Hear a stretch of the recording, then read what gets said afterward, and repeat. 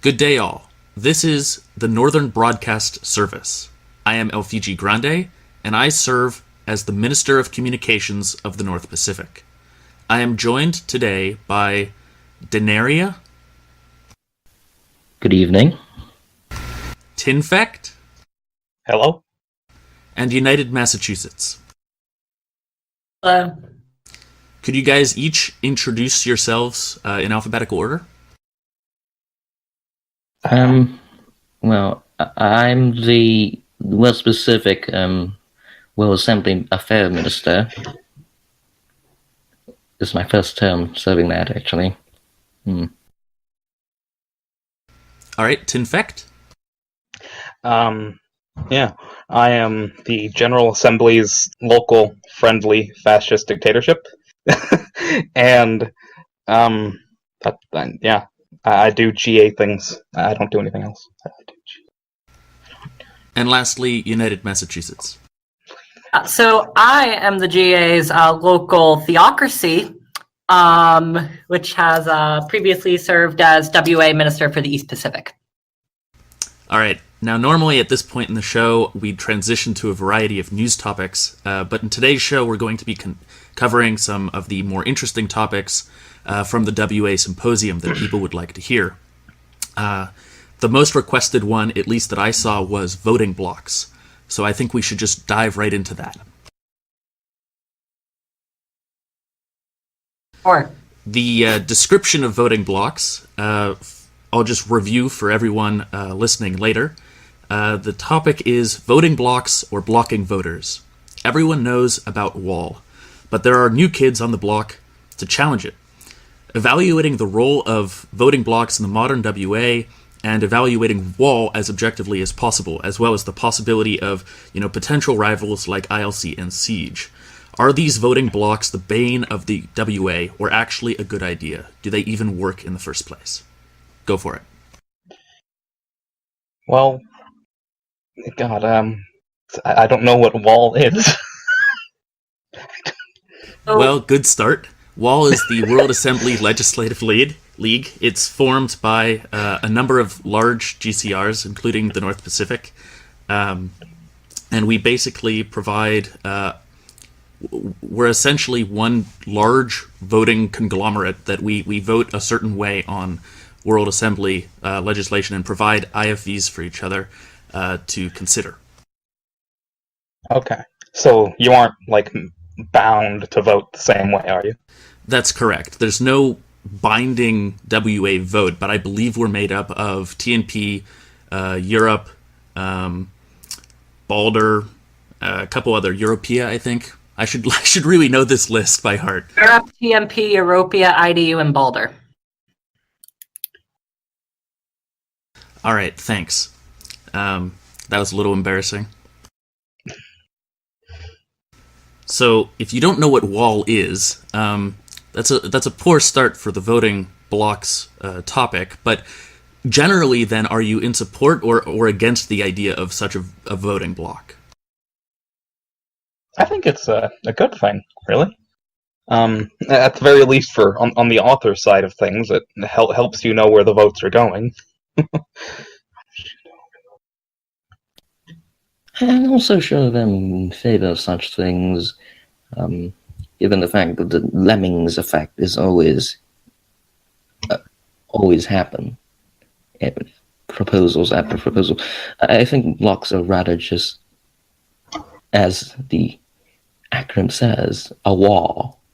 Is a wall to democratic deliberations, a wall to proposals that may have good effects. I don't think voting blocks have a good effect overall. It's going to be very sectarian at the end of the day, because they are going to have their own goals. They're going to block legislation they don't like, and at times it's going to sway younger nations, big and smaller regions, to vote with them. So no, I don't think it's a good thing to have voting blocks. It's going to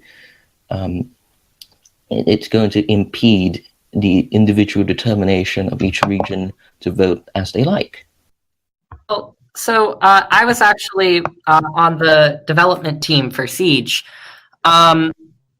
And so I guess one of the things is there were other GCRs looking at what Wall was doing, and I think they saw a couple of advantages. And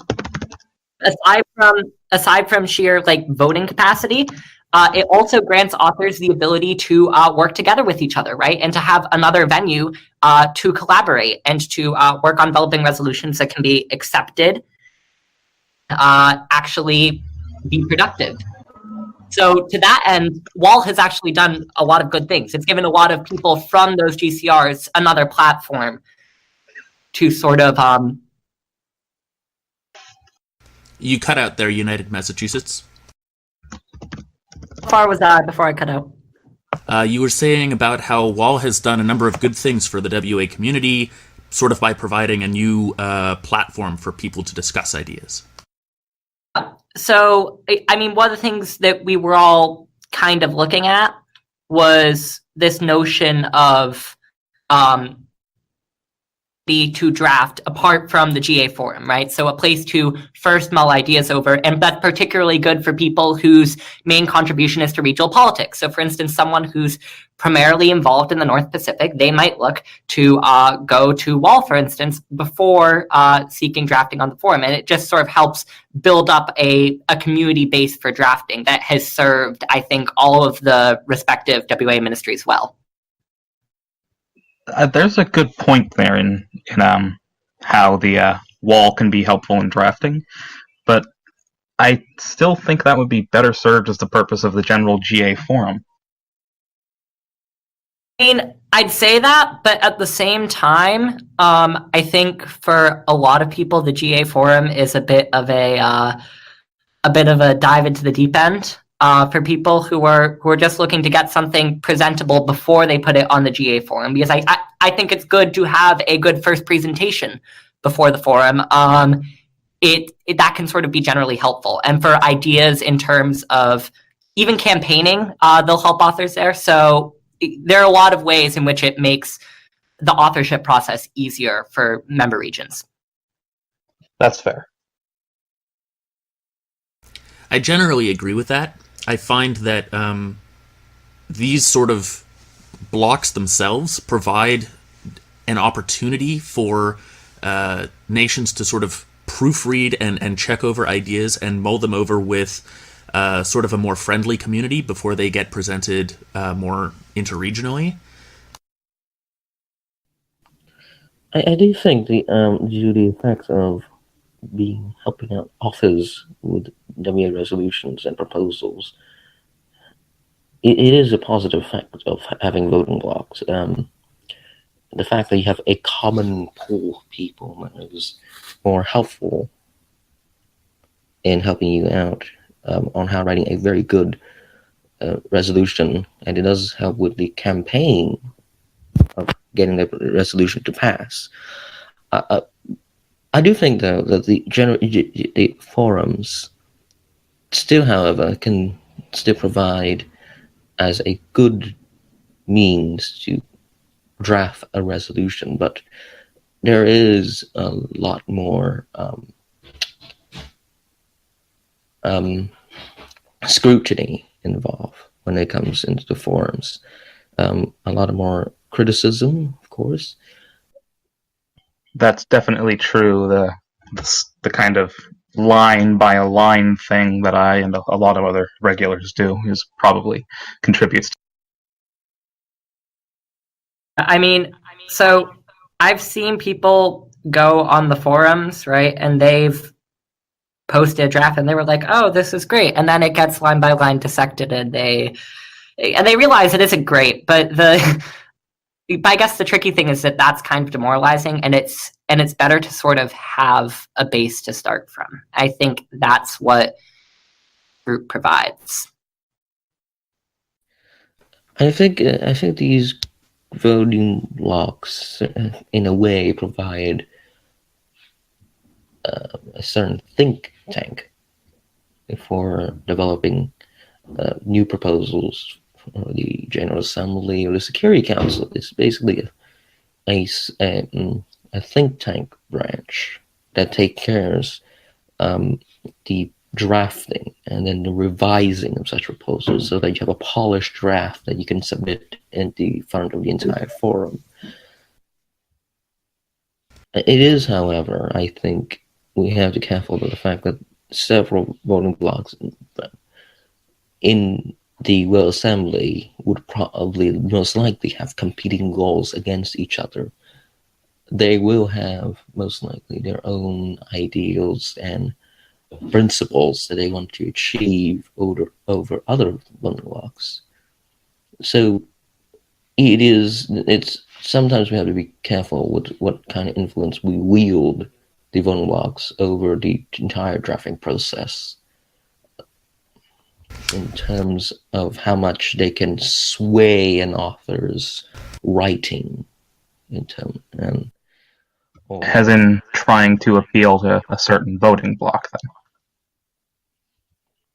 I guess, but in terms of like the entire drafting process, there is a risk of being influenced from your original goal when you go into these think tank-like branches of the voting blocks. This sort of gets to what the Church of Satan was asking earlier, which is, do you think that these sort of voting blocks can isolate new WA authors that aren't part of those groups or like-minded to the same extent? His question is basically asking, do big organizations tend to sort of force their own views on the community at large, whether or not you're a part of them? The answer is probably yes, to a degree. Generally found that that there are certain authors who a certain WA ministry, for instance, might not have the strongest opinion of, and that can sort of affect calculations. But I think those tend to be authors who have been around a while and have gained a bit of a reputation. I'd say for new authors, I think it's actually fairly reasonable in terms of interacting with bloc. I don't think Wall, or for that matter, any other bloc, actively seeks to vote against resolutions just because people are outside of their bloc. So to that extent, new authors kind of have it easier because they don't have their reputation tarnished for whatever reason. This is true, but I believe that I think the North Pacific actually have quite a tendency to vote against Aurelius resolutions just from who they come from. So don't you think that we could see a bit of that trend with voting blocks as a whole then? Yes, and that's true. I imagine that that's true inside of Wall to a degree. Inside of any organization, it's going to become kind of inherent. But I think the question is, in terms of new authors, it's not that much of a downside. The biggest downside for authors will be if you are an author who, for whatever reason, has been controversial to the point of a region not liking you, which is the case for Aurelia. That's true. That's definitely true. It wouldn't affect new authors much. Well, now that we have tackled on the idea that new authors will probably face a literal wall if they end up to be controversial to voting blocks policy. I don't know if that's actually really the case. Again, the voting blocks, at least with Wall itself, basically we just we provide an internal community for authors to pose resolutions to have sort of a peer review process before they go out. We also have information for voters where each of our WA ministries sort of votes on each of the proposals, discusses them to some extent, and provides a bit of text that then gets sent out to each of our respective communities. And then on proposals and resolutions that really matter, we may go out and try to convince other delegates within Wall to vote the same way. But in each of those cases, each of the delegates is by no means obligated to vote in that given way, and it doesn't actually provide a wall like you're suggesting there is. It's really much more distinct and separate than you might have imagined based on the name. On that note, it was mentioned earlier that Wall doesn't have any obligation to vote, however, according to how other members of Wall vote. It's entirely possible for there to be complete disunity in how they vote. Sure, and I mean, we've seen that. If the votes of all the Wall members lined up on every vote, oh, Lord have mercy. But, I mean, I think you'll see that more often than not, the Wall members end up falling in line. And I wonder to what degree that's because they're in Wall, or to what degree they're in Wall because they vote in line. What I'm just kind of fear of with voting blocks is the rise of like a sectarian conflict, not in the sense of like outright bickering, but I mean in terms of like within politics, it starts to form the centralize the idea of factions, like political factions, if you can think of it. But that's one of the risks of voting blocks, is that it's kind of like the first step to a political party. You get this group of people voting together and agree on some certain principles. And it kind of contributes to the path of later on you might as well just have a political party, because you will always start to have the similar opinions on certain issues or resolutions. And that's what I'm in fear of with voting blocks, is that there's going to be that sense of politics, in terms of like political party politics when it comes to voting blocks, and maybe down the road in the future. The thing about that... Oh, go for it. Oh, okay. I don't think that would be a particularly bad thing, really. I mean, that's what a lot of regions, how a lot of regions operate. For example, the big one here is Right to Life, as being a large politically oriented region. There's the International, the Communist Bloc, any number of them, which already function in a very similar way. I don't think that there's at least in terms of the General Assembly, I don't think that it getting more political is much of a problem. And I should note, really, that I think the ILC has kind of changed the game on that. I mean, yeah, I'd say that Wall tends to line up more internationalist, but ILC is a party, is a bloc specifically designed with a political goal, and so in that sense, it's a party, for better or worse. What I was going to say from earlier is that in response to Denieria's point about sort of people lining up based on, political party preferences within the WA, that sort of gets to what United Massachusetts was saying, that these blocs are sort of formed from people sort of voting the same way to begin with, and thus creating these sort of blocs. I think that's an interesting theory. I don't actually know if there's any truth to that, but I would think that if Wall votes the same way more often than not, that it is more a result of political agreement than obligation to the treaty.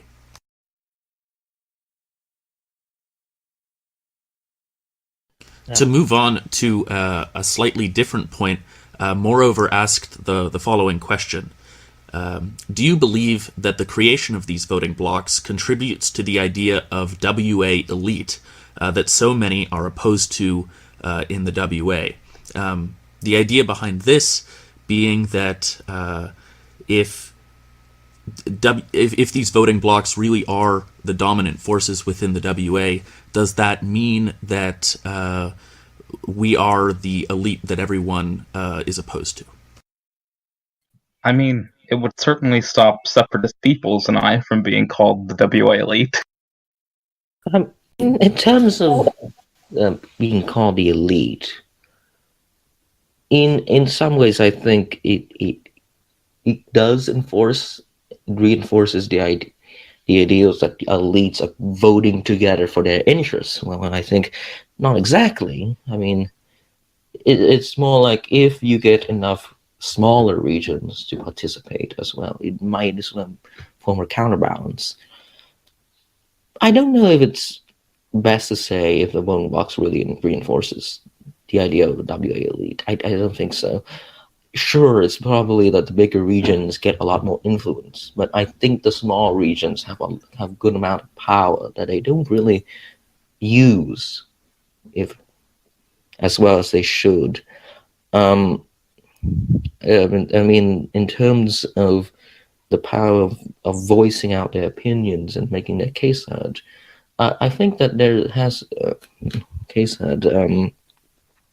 I would say that there has been successful resolutions in which some big delegates have voted against, but it still passed anyways because of the powers of the smaller regional delegates and also the power of the smaller individual nations who were able to band together and outvote those delegates.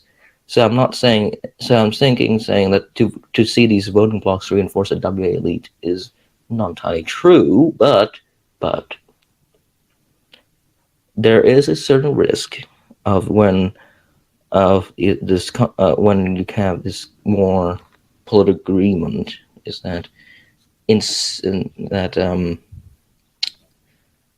the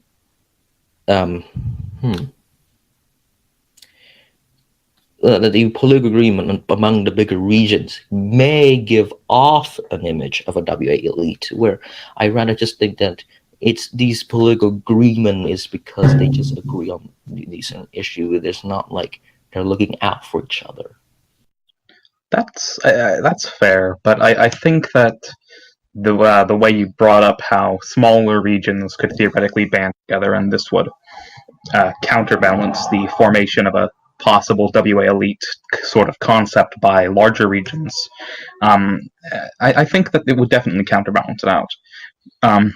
With a bunch of smaller regions, 20, 40, 30 endorsements, whatever, they may not necessarily be able to singularly outvote the North Pacific or them and some other region aligned, but it provides another heavy, powerful voting bloc that consists of smaller, less theoretically elite regions, and I think that would strike a blow to the idea.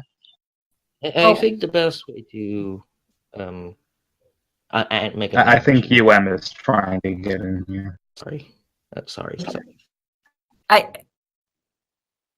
That a alliance of a bunch of smaller regions would be feasible, just by virtue of the fact that it's going to take more to organize more regions. The more regions you have in a block, it's harder to pull that block together.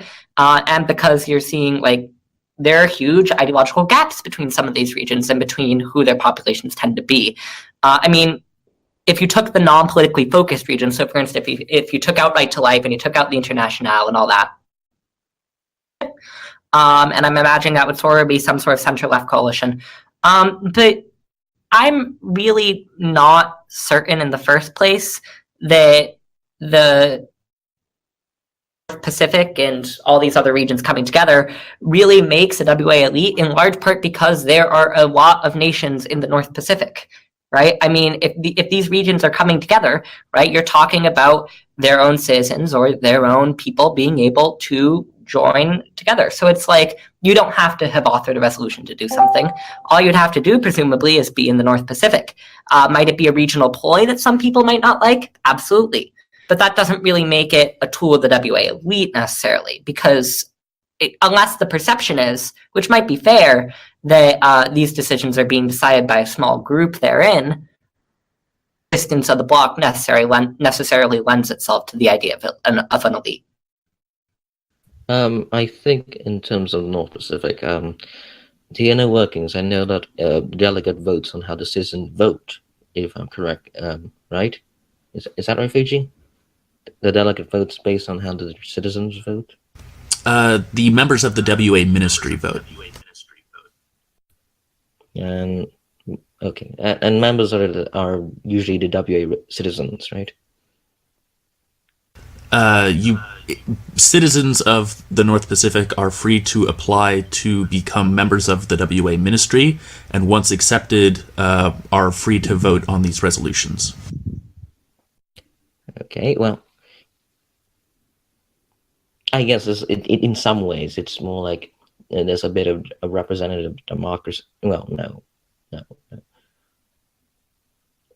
Well, I think it's, at least within the North Pacific, I know that it's in some ways it's a bit more democratic than other regions when it comes to WA decisions. I know in my region, my delegate votes on how he likes to vote. So he's make his own decision. I can recommend how he votes, but in the end, he votes how he votes. And I mean, so the model that the East Pacific used, and I'm presuming they still use, is an internal ministry vote.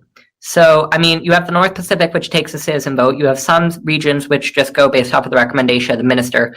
And then East Pacific did this kind of halfway in between thing where those in the ministry could vote on a resolution, and then the majority vote from that would be the delegates' vote, typically. Perhaps you misheard. What I meant to say was that the North Pacific has an internal ministry vote. It's made up of, ministry regulars and people who vote in that ministry, but those people are citizens who have applied. That's how that process works within the North Pacific. But it is an internal ministry vote.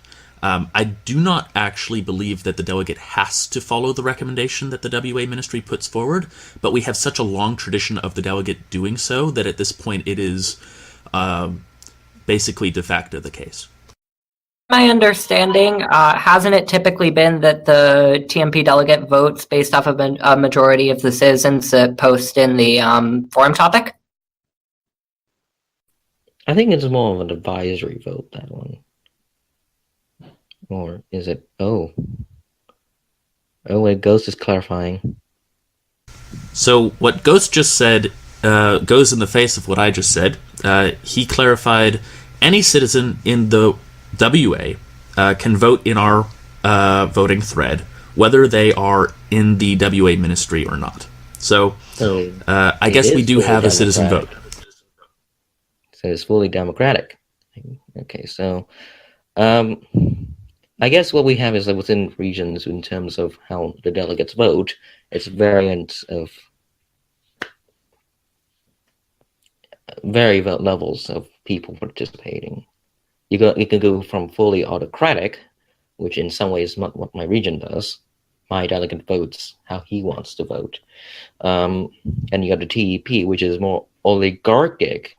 It's not like, because it's only a select group of people, and then you have the North Pacific, which in some ways have a citizen vote.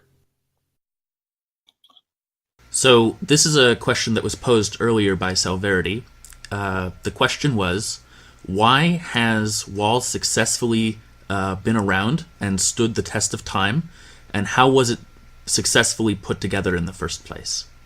Is there a reason why other voting blocks haven't managed to do this so far? I think Fiji can do this, since you're in WAL and all. Oh, okay. So I am not in WAL. We were in the WA ministry. I sort of sat down metaphorically via Discord with and we were trying to sort of look at what we could do for a WA ministry. And basically we came to the conclusion that the North Pacific is doing everything right and we have to copy them. Have led to the formation of, well, hey, if TMP has a block, we should have a block. And so we tried to put together Siege, which we tried to gather some regions, who was in it, just depending on various opinions fluxing in and out of the alliance. But it sort of ended up being, we wanted to have a counterweight to wall, right? So while the block is in a way a means to advance ideological interests, I think wall is as well.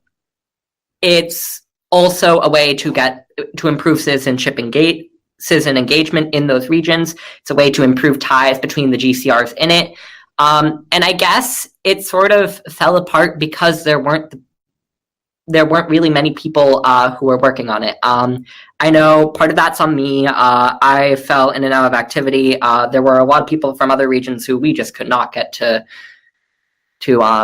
post for their life in our Discord. But I think there'll be things that happen informally, maybe not between the same regions. And so you have the formal block of wall, which has been incredibly effective. There was an attempt to form a formal block in Siege that sort of fell short because of inactivity. There are still various partnerships occurring on the individual level. Whether those constitute a block in themselves is an interesting question, but I don't know where those partnerships are, so I can't really say. I think in terms of wall, it has part of its success is that it has a lot of the WA heavyweights. One of them is Imperium and Glorium, delegate for Europe, which I think kind of contributes to why wall succeeds. It has these heavyweights that they can help spur activity. IE being one of them. No, IA, not IE. IA being one of them. And I know there's others heavyweights that I'll call the TNP themselves is also another heavyweight in WA, given the fact that they're famously big in terms of influence and the size of the delegates' vote. So I think part of wall's success is also in the fact that the heavyweights they managed to attract together. Yeah, I can confirm that. One of the things we were trying to figure out is how to get the other heavyweights to join us. And they ended up being so ideologically diverse. I mean, really, if you look at the regulars who are involved in wall, they tend to fall ideologically more on that sort of internationalist line. So I guess in that sense, having a lot of heavyweights is helpful. It also comes down to having heavyweights that share a common purpose and having citizenry that share a common purpose. I think the best analogy that could kind of makes a little sense is you kind of think of the WA as,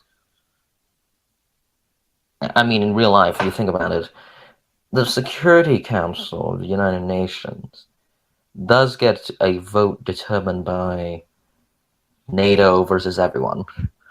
I'm not saying like in terms of, I'm just saying this as an analogy. I mean, that's how WAW is. It managed to band together by having these heavyweights with a common opinion, much similar to NATO in a way. Not fully, but in a way, I'm just saying, as an analogy. It's a very loose analogy. But I think that the fact that there was such agreement in opinions between these regions and their delegates, especially these influential delegates, allow WALT to succeed quite well. Note that these heavyweights have like years of experience in the WA. They combined together, I think they have at least more than 15 years of WA experience combined together. So we're talking about a very experienced group who have managed to form a block together.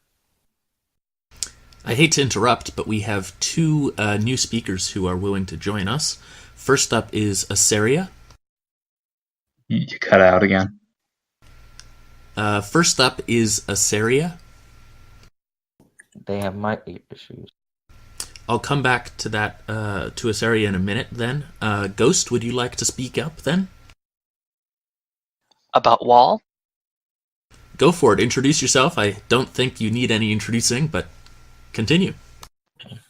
Wait, I'm the delegate of TMP, Ghost / Pallaith, and obviously TMP is kind of like the big fish in Wall. So you guys were speculating about what's the deal with Wall, why is it so successful? Well, first of all, I'd like to point out kind of the obvious thing. All of the members of Wall happen to be treaty allies of the North Pacific. We have pre-existing relationship, we get along, a lot of overlap in our foreign policy goals, our kind of way of doing things, I guess. So if you want to make a block, the first thing you have to do is actually have some kind of a relationship with each other. You can't just say, oh, I'm going to gather all the big regions and we're going to be a competing voting block, because it's never going to work. So Siege falling apart doesn't surprise me at all, because I don't think they had that. You need to have some kind of glue that binds you together. And, you have to actually be a team. It's, you're having, in this case, 5 regions combining their efforts. You got to have some kind of a cohesive plan and strategy for that. The second one, also really important, your alliance has to allow for regional sovereignty. Even though we're a block, a lot of times we're not in lockstep. We're kind of competing with each other. We don't always vote exactly the same on everything. You have to have that flexibility, because if you don't, then nobody's really going to want to give up what their individual contributions have, and the block will fall apart. So that's why I think it's lasted as long as it has.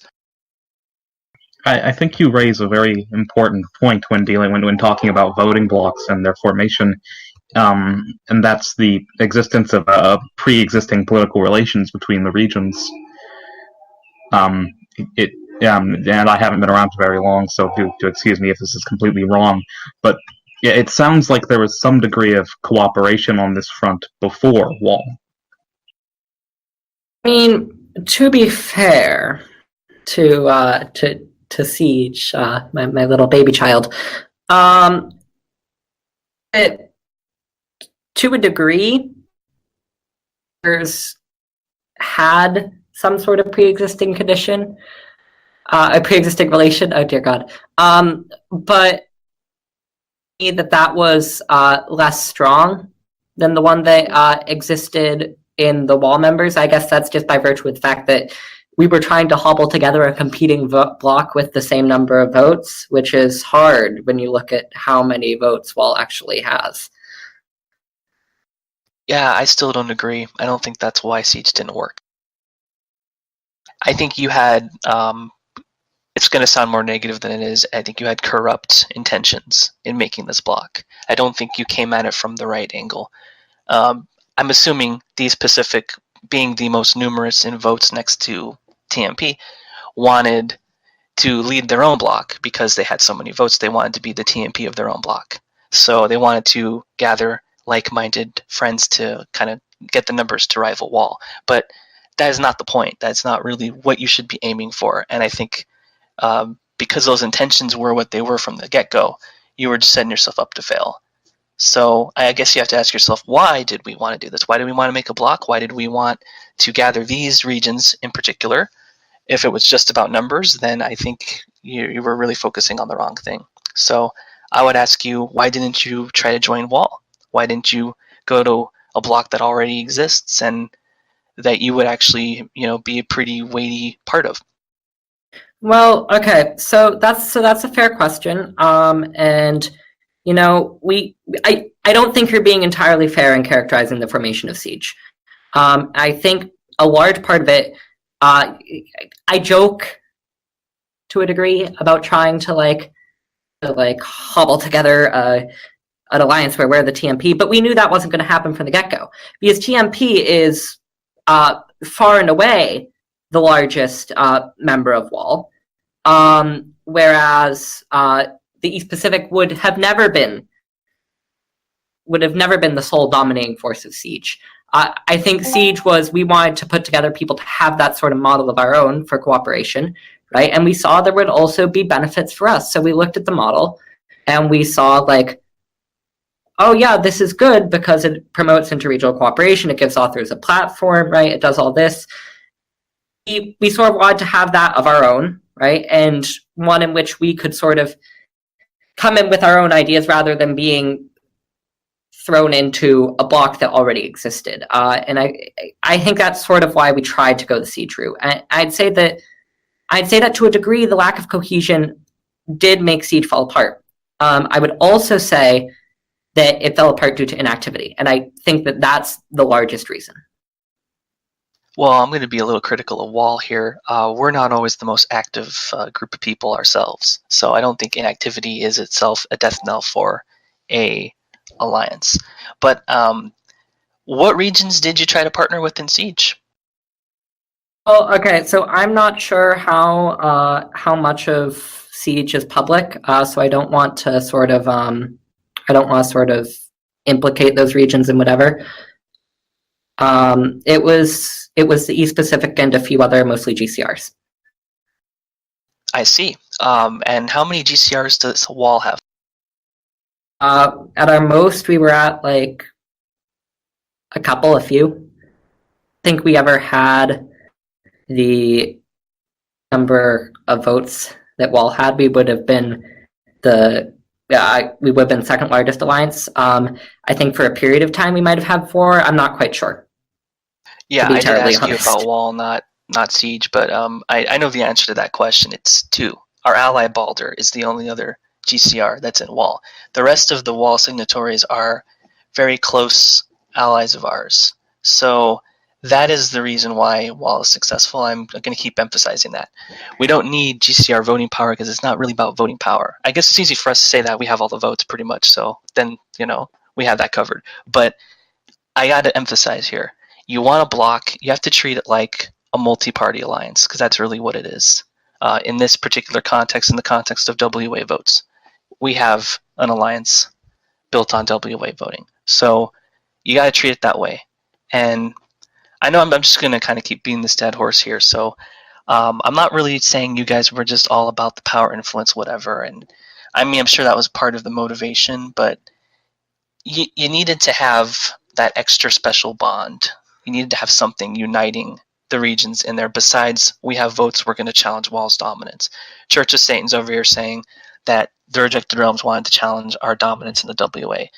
I don't even necessarily think that we have as much dominance as people like to say. Again, I'm going to keep going back to how we don't even all agree on every single vote that we have. And we're constantly splitting all the time. And I don't think enough credit goes to when Wall is not a block. And when Wall is a block, guess what? So are most of the other GCRs. So it's not like we're strangling and preventing resolutions we don't like all the time, or anything we want to win wins. I feel acutely every time we lose a vote. It happens plenty of times. So you got to have a little bit more in your plan than just, we're going to win votes, we're going to stop another giant block from winning votes. And I think this is a good segue here for Asairia to jump in about the ILC, because they kind of have that same model. It's a bunch of regions that are like-minded, have relationships, and they kind of have something to build on. And that's why I think they still exist. Although, their influence is probably not as great as Wall's. But anyway, I guess I'll let him speak to that. Hello, everyone. I am Asairia. A little about myself. I am my second term as chair of the ILC. And before that, I recently became the Versusian Federation's delegate back in January. Before that, I served as our speaker for over 2 years. But I think that it always drives me crazy whenever I hear people try to say, oh, look, here's a new voting block on the corner. They're going to challenge Wall. They're out for it. I think the idea that any startup voting block, whether it's something like Siege or the ILC, which stands for Interregional Legislative Coalition, the idea that we can challenge Wall or aiming to do so is absolutely preposterous. Just the sheer number difference and influence difference, it's just not going to happen. Not in the short term, not in the intermediary term, probably not in the long term. But ILC was founded when DSA and a few other regions got together with us and asked us to help found it. That was a unique experience for us. One of the binding natures we had, and something I think is unique when it comes to this stuff, similar to Wall, a lot of our regions had direct ties to each other, and if not directly, it was through another one we had ties with. And that cohesion is definitely what makes it more feasible. However, the LC is obviously now without its shortcomings. Hell, we're still working out a lot of the kinks, and it's been a year since our founding. But yeah, I guess I'll just open the floor. Any questions or whatever now? Well, what are the regions in ILC? Currently, we have the TVF, which is my reason, Social Liberal Union, the SLU, Democratic Socialist Assembly, DSA, Leftist Assembly, TLA, the Communist Bloc, TCB, and the Internationale, they're going through a region change. Force was originally asked to join, but due to some varying beliefs, they decided to opt out. They also thought it was being rushed, even though it took about half a year to. And what about when it comes to voting as a block? What are the rules ILC has? Currently, the ILC is much like WAL. We have sovereignty rules, and when I took over as chair, one of the issues I wanted to try to address was try to get a better solidified, or at least a general opinion from the ILC Council as a whole, to get a formal statement of support or opposition or indifference, I guess, on a lot of these proposals that come up. So far, we've only really done so on one. That was the on tobacco and electronic cigarettes, for better or worse. But one of the major issues we come up with, and I guess you can call it a problem, otherwise maybe not. But most of the regions are a reactionary voting system. It's kind of like how TNP is, where their delegates usually, either by law or by tradition, cast a vote in accordance to what most of the region says. I believe TVF is actually the only one that doesn't have that rule. So that's been a unique hurdle trying to weave through that. But recently, we've been holding behind the doors discussions. But I will comment about Siege. It's interesting that they have secret membership, from what I understand from that. But anyways, Okay. I'll let you comment here. Just to clarify, the reason I'm not making public what Siege's membership was because it wasn't formalized. And because it sort of fell apart before it could be formalized. So I don't want the member regions to, if they don't want to be associated with having been a part of that project or for whatever reason, I just don't want to cause any potential problems. That basically it was a group of regions that saw what WAL was doing, various reasons, and I think, to be honest, despite what some people say, the largest reason was wanting to sort of have a group of co-authorship along ideological lines that were somewhat different from WAL's. The Pacific has typically tended more towards the sovereigntist sort of side of things. But I would say that the membership would have been publicized when we went public. I see. Back to what I was saying. One of the unique systems we have, which I'm not sure if WAL has it or Siege had it or whatever, was we have a council which is made up of all the delegates of each region, and we also have a secondary advisory body which is made up of 2 regional officials from each region. In most cases, it's the leader of the legislative and foreign affairs branches, but it varies because we don't have a set policy on that. But one of the ways we're trying to address the issue of not being able to solidify or have a pre-made answer until the very late stages of a vote is trying to encourage the regional officials, both the ones formal delegations to our ILC and those that are just in the region spectating, to help gather, see what interest is prior to a vote, much like how TNP does this, how something's coming up in the queue, have them review that and start issuing an IFV, information for voters, on that. See if we can come together and use that, though it's been a busy week. We haven't been able to finish that out. The lack of a way of W votes being a negative impact on the LC, if you take that at face value, yeah, it could come off as being a negative downside. But like I said earlier, the idea or notion that that we are a serious competitor against WAL or TNP or any other GCR, it's not really a drawback. We don't consider that as a priority. We're not out here to overturn votes or to stick it to WAL or topple the WAL, as everyone says. Our goal as a coalition is to reaffirm our shared values of democracy, international diplomacy, and basic principles like human rights, anti-discrimination, stuff like that.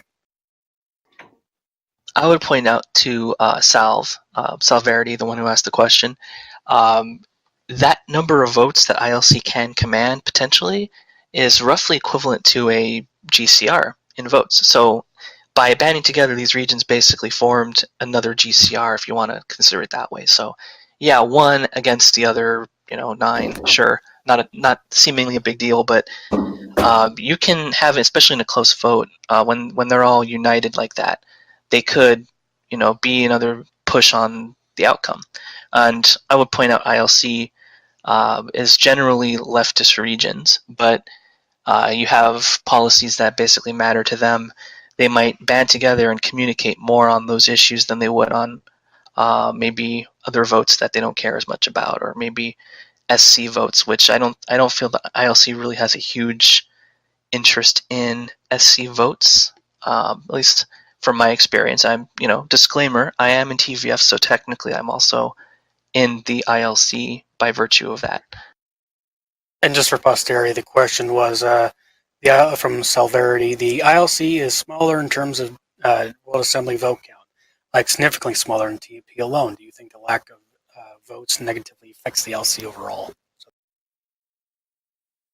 Okay, we have some interesting additional commentary here. I didn't want, to take up the entire broadcast just talking about voting blocks, but you guys seem to be really into this. So another input from Salvarity is that the 5 regions banding together to make basically one GCR might explain why Siege went for GCRs. Of course, if you're making a voting block, one of the things you want is to have votes to significantly alter the outcome of whatever voted, whatever resolution is that vote. That's undoubtedly part of why you band together. You want to be stronger together than you are in your individual pieces. But it's not enough to just have the votes. There are campaigns, there are efforts to get the information out, get participation up. Your delegate has a bunch of votes, but everybody in your region also has a vote. You need to be able to maximize that turnout as well. You need to have a compelling case for those regions who might be on the fence or who might not jump in, and you can convince them to.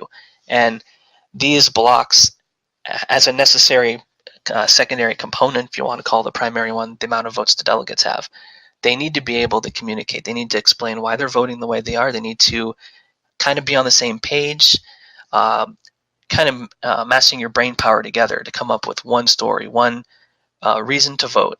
And whenever we can in WAL, we do that. We try to share our information for voters. We pass those around. We try to be on the same page. But part of the regional sovereignty thing is that ultimately, if one region decides, actually, I'd rather vote this way on this vote, or even if they're voting the same way, I would rather vote because of this reason, then they're going to go ahead and they're going to offer that. So voting blocks are not always going to be at, I guess you could consider it 100% power when they're actually doing their thing, because you have to combine everything. It has to be all combined into one beautiful concert of firing on all cylinders. And that just cannot happen on every single vote. We don't care as much about certain votes as we do others. It's natural. Not every single topic is going to be like top of mind for you. So voting blocks are going to vary in strength and effectiveness, and that's just part of the game. So you keep emphasizing the votes. That's fun. That's fair, but I don't think it's the whole story of voting blocks. One thing I have noticed over this past year with ILC is we tend to vote together as a coalition without intending to.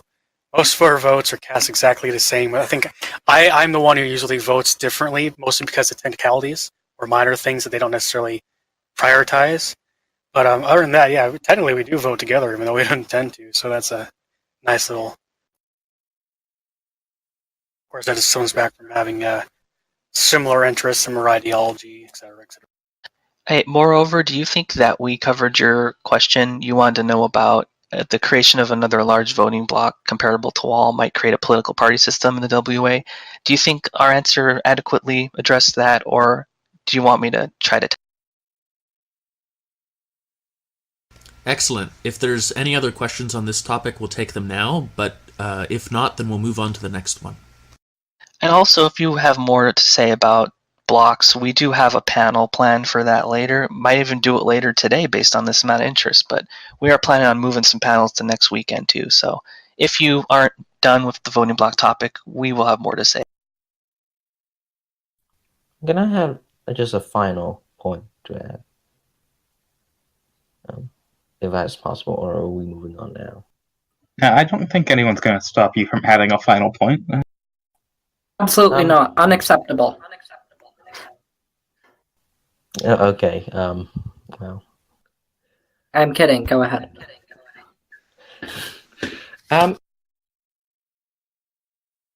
Well, the thing about voting blocks is, in the end of the day, it's not easily done. It's not easily to explain everything. There are a lot of far too many things about a voting block that we have to go through in depth. Why voting block succeeded, why it failed. This is just too many things. But what we do know is, in some ways, it can be dangerous.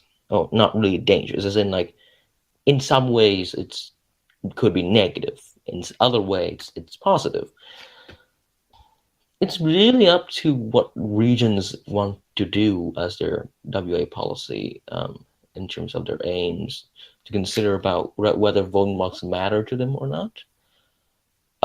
In terms of, like, the TNP case, I think voting blocks do matter, and maybe in other regions' case, like the TWP, I don't think the voting blocks matter as much. So it's really just kind of up to the region what they really think of the voting blocks. So, but I think that we have to kind of agree that there's going to be a lot of positives to the voting block in terms of authorship, in terms of having that common resources for new authors to kind of rise. But in other ways, there could be certain risk to a voting block. But all in all, it's really up to a region what they really think about a voting block. Okay, sure. I can agree with that. All right, now that last comments have been made, I think it's time to switch on to the next topic. I'll post it in the chat, then read it aloud. We were going to discuss a bit more putting roleplay in the World Assembly. It was a topic of a panel earlier today, but due to some low attendance, I don't think it got quite as much attention as it deserved. Additionally, Tinfect wants to discuss it in more length as well, so I think it's worth taking the time. That is there a place for the World Assembly in RP communities? And so what about roleplay is beneficial to the World Assembly?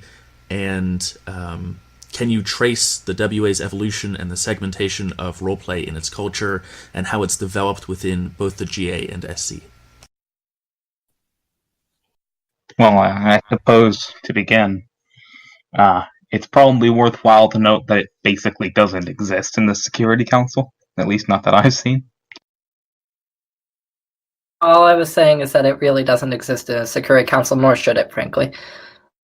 No, I agree with that, definitely.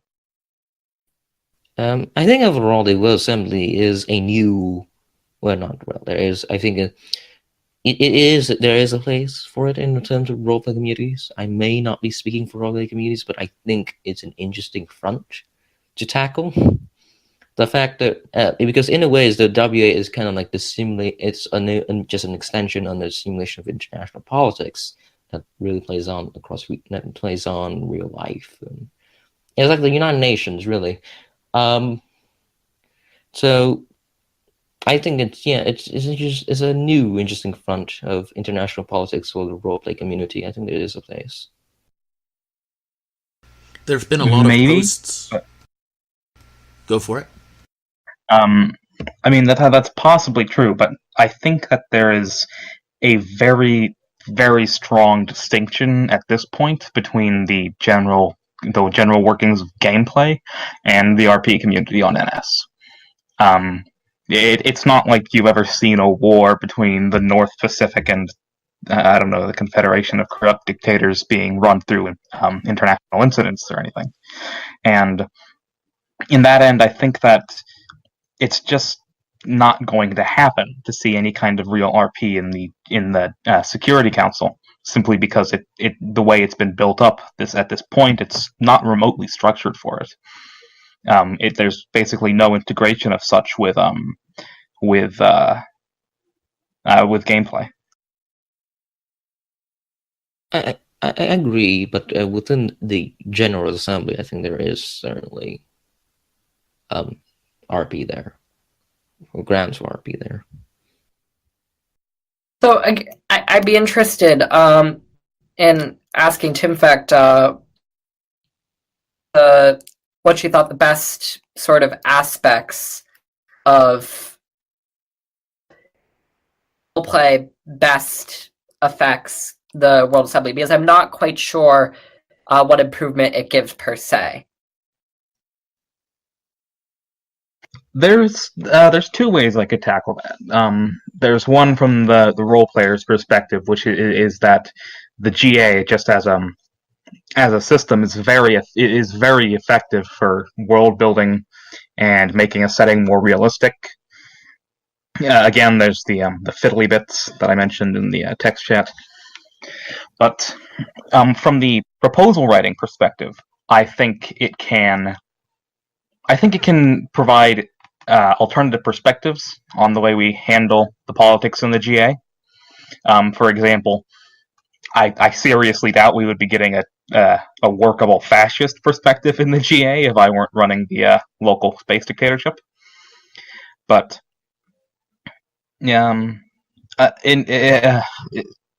as for how it affects the quality of legislation, I think the overall effect has been pretty neutral.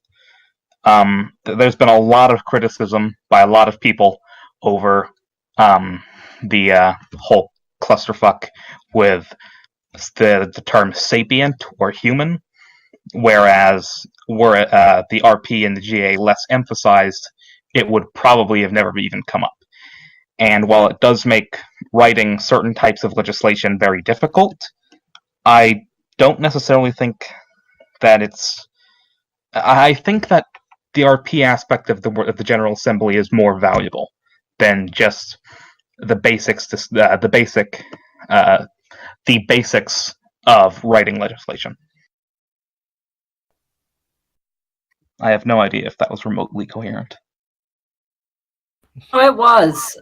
I guess I'm just sort of trying to.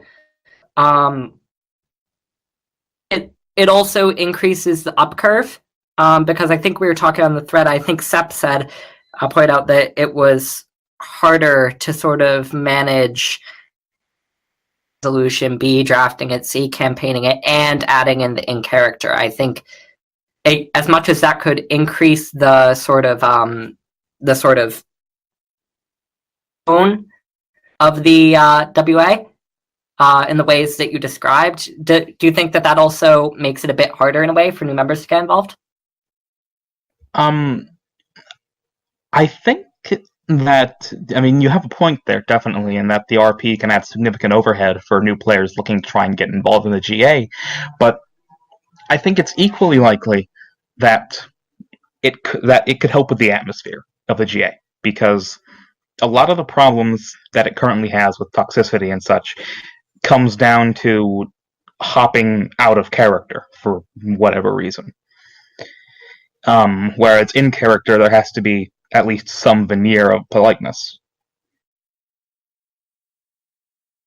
And couldn't you say also, though, that like being in character can sometimes give people a mask with which to justify being a bit harsher? Or is that just a mischaracterization frequently flown around?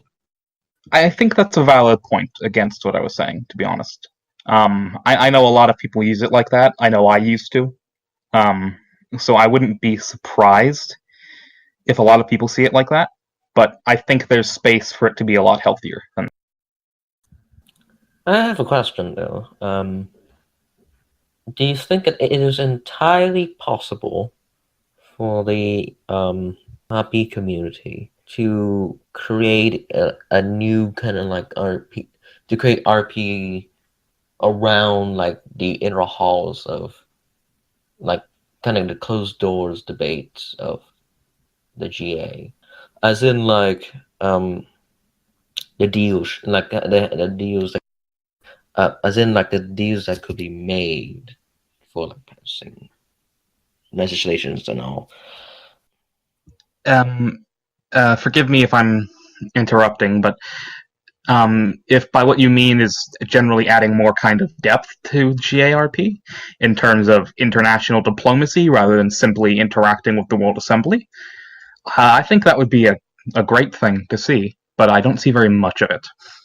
I think the most I've seen of that would be some time ago in the Strangers Bar, when I think it was Wallenberg and Separatist Peoples and Rapper had quite a thing going on, if anyone remembers that. I think the last time, I think it's rather interesting. It's not like on a related note, it's more like similar to the WA. Similarly, I used to participate a little bit, or at least you may not have heard of this, if you guys know about the NSGP Senate. Kind of Yes, like That's in general, right? yeah, G Senate, yeah. yeah. I've seen it. And I don't really know what it is, but I've seen it. The past iteration of it serves as I like to say, is a little model of how RP in terms of legislative affairs can evolve. I think if you just took that model and put it in international context, and in terms of international diplomacy, you might have what might be the functioning model for an RP with the WA moving forward. I'm not saying for the as part of the RP community. I know about it. I know that I've seen iterations of it being carried out before, and I have worked within it a little, but I think it's an interesting model of political RP that might be able to be applied on an international context.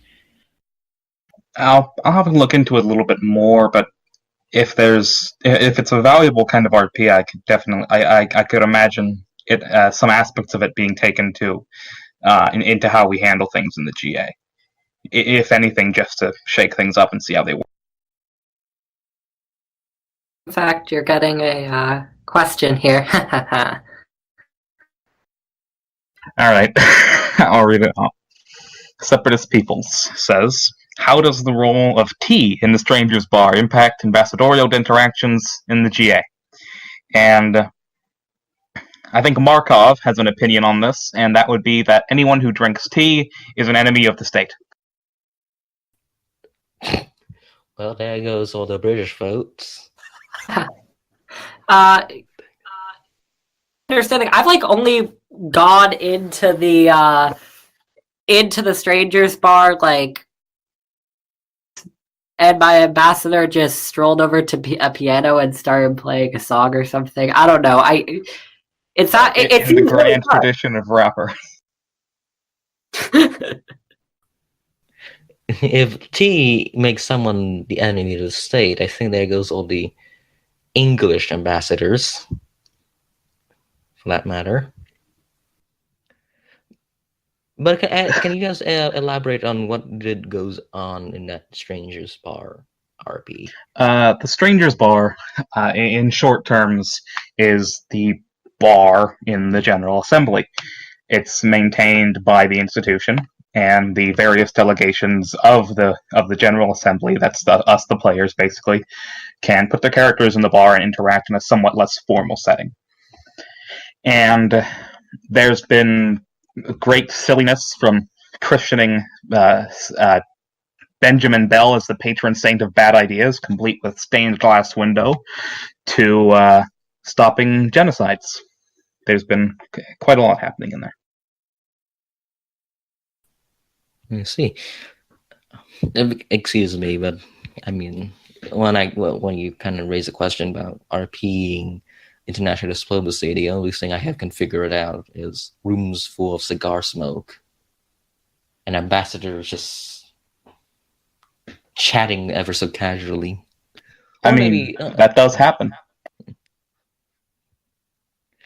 It in a way, it kind of leads a sense of like.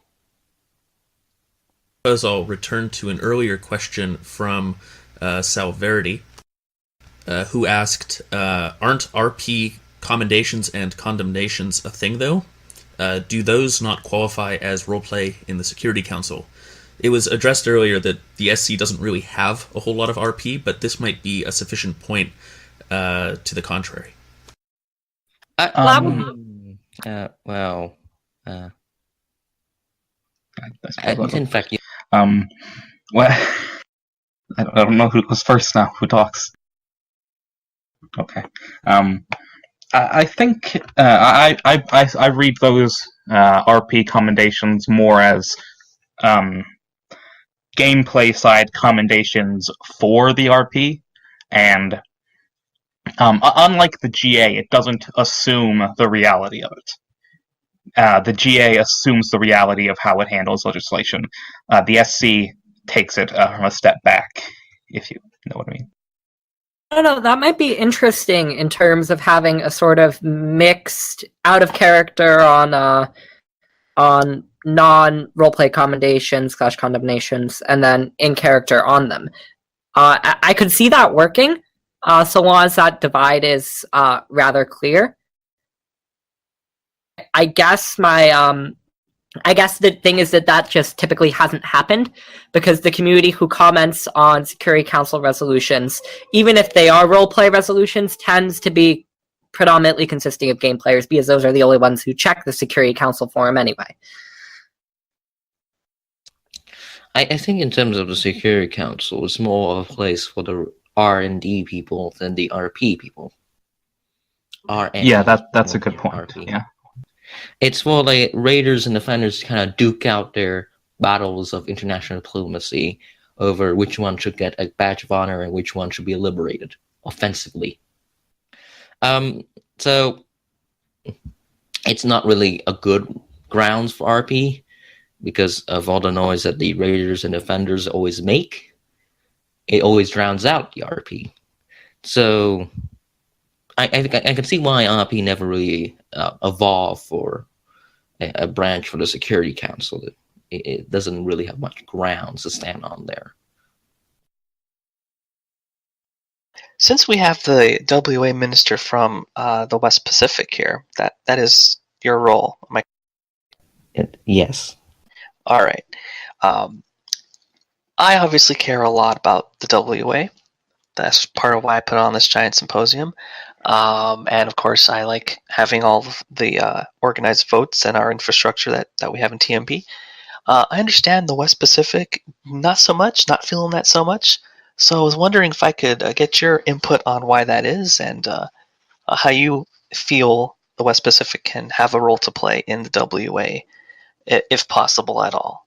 Because I feel like it's just simple for people to think, oh, the West Pacific doesn't like the WA, doesn't do things in the WA, just votes against everything.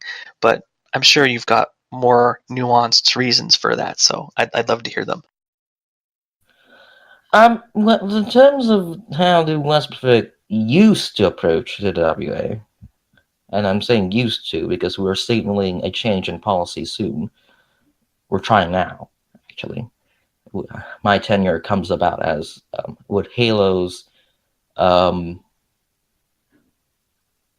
I originally thought of going for this office, Halo asked me to, because he wanted a new change, like a change in terms of policy of how the West Pacific approach to a World Assembly. But before that, all of my predecessors had one simple policy: vote down or vote down all new proposals in the General Assembly, vote for any repeals. Simply, we don't really. I think we had like this idea that the General Assembly is just a it is a farce, really. Like, you make these laws, but it doesn't have a great effect of any kind. Why should we participate in it? Now, this is a very big oversimplification. I know that, because the real reason is a lot more in depth, and I don't think there's enough time to go through all the reasons why we hate the GA. It's a lot of history with the West Pacific. I think dating back since antiquity. But in terms of what we try to do now, is that we try to sway the region from what the old guards wanted to do into a new path of actually engaging with the GA to a more certain level, to kind of give the West Pacific a refreshed voice. Since after all, we are a GCR, and we do tend to get a little stepped over when it comes to the World Assembly votes. But usually we didn't focus as much on World Assembly because the West Pacific didn't really focus much on it. Rather, it's not like a new initiative that we wanted to take. It's more like we try to participate, but we have other things to do. Usually because the Guardians like to focus more on the TWPAF, the armed forces, more raiding and all. We also like to focus on more foreign affairs issues, and within the West Pacific, it's just that we just kind of like taking this a more relaxed mood to the region. It's part of it's part of the identity of the region to be that way. Okay, what I'm hearing basically, if I could sum it up, kind of, is there's a cultural shift going. Well, there's a change in policy, signaled by the top, which is our delegate Halo. When he asked, as you can see, my election was supposedly the first WA minister to signal that we are going to try to, in some ways, to try to participate with the WA more than we should, than we used to be. Be it encouraging regional discussion, having more people join the WA, more education about the WA, more people try to find a way to draft resolutions. So that's what I think. I think is what the shift's going to be. That we're going to be ultimately try to participate more in the WA and all of its facets, and no longer become just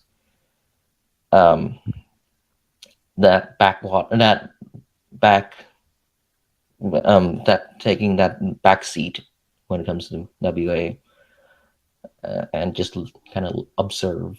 I don't think that will be no longer our position anymore.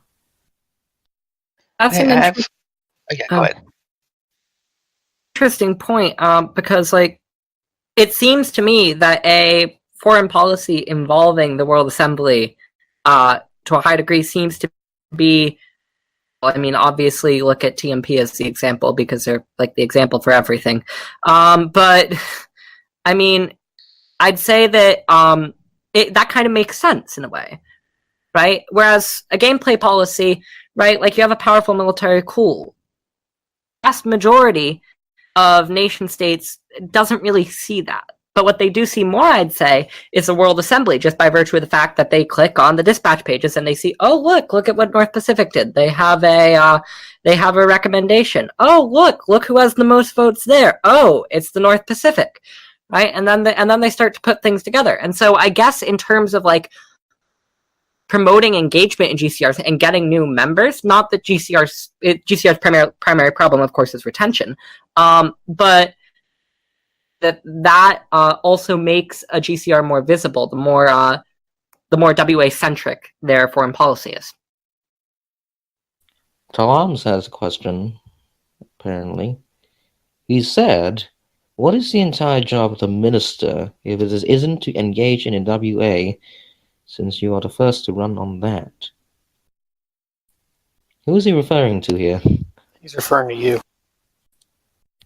The entire job description? Well, in terms of what the manners describe us to be, is that we give recommendations to the region on how resolutions to vote, and to the delegate on what we think is what should be the vote for the resolution. Before that,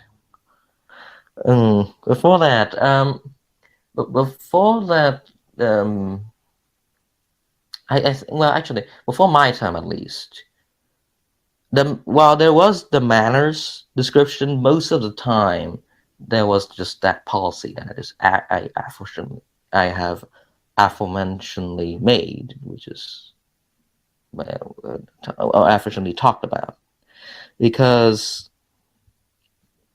the West Pacific didn't originally interest much in assembly. It's never quite been a part of the identity of the region to participate in it. And now that's what we're trying to change, I guess, is to try to have more people to participate, more people to actually have their voice out there, and more just to have the region to kind of consider as also that we're here, we're not going to be stepped over. Oh dear. From my view, at least from the Pacific, South Pacific was always more responsive than West. But obviously this is a new era, as you're saying, so go on. Yes, previous ministers really had only the job of just providing recommendations. It has been more of a ceremonial position. I say this with big quotation marks because it's still official. It's just the power is not. It's just that the power was not exercised as much back then. Now, I wish to kind of say that we're going to try to kind of encourage our region to get out there and start participating more. In fact, you might have seen some of my. I think there are some people who come from the West Pacific who have joined the symposium, even though we were not invited. Who was not invited? We were. It's not like I didn't know much. I only was notified of this event when you guys made the announcement on the TNP Discord, and that's when I knew about it.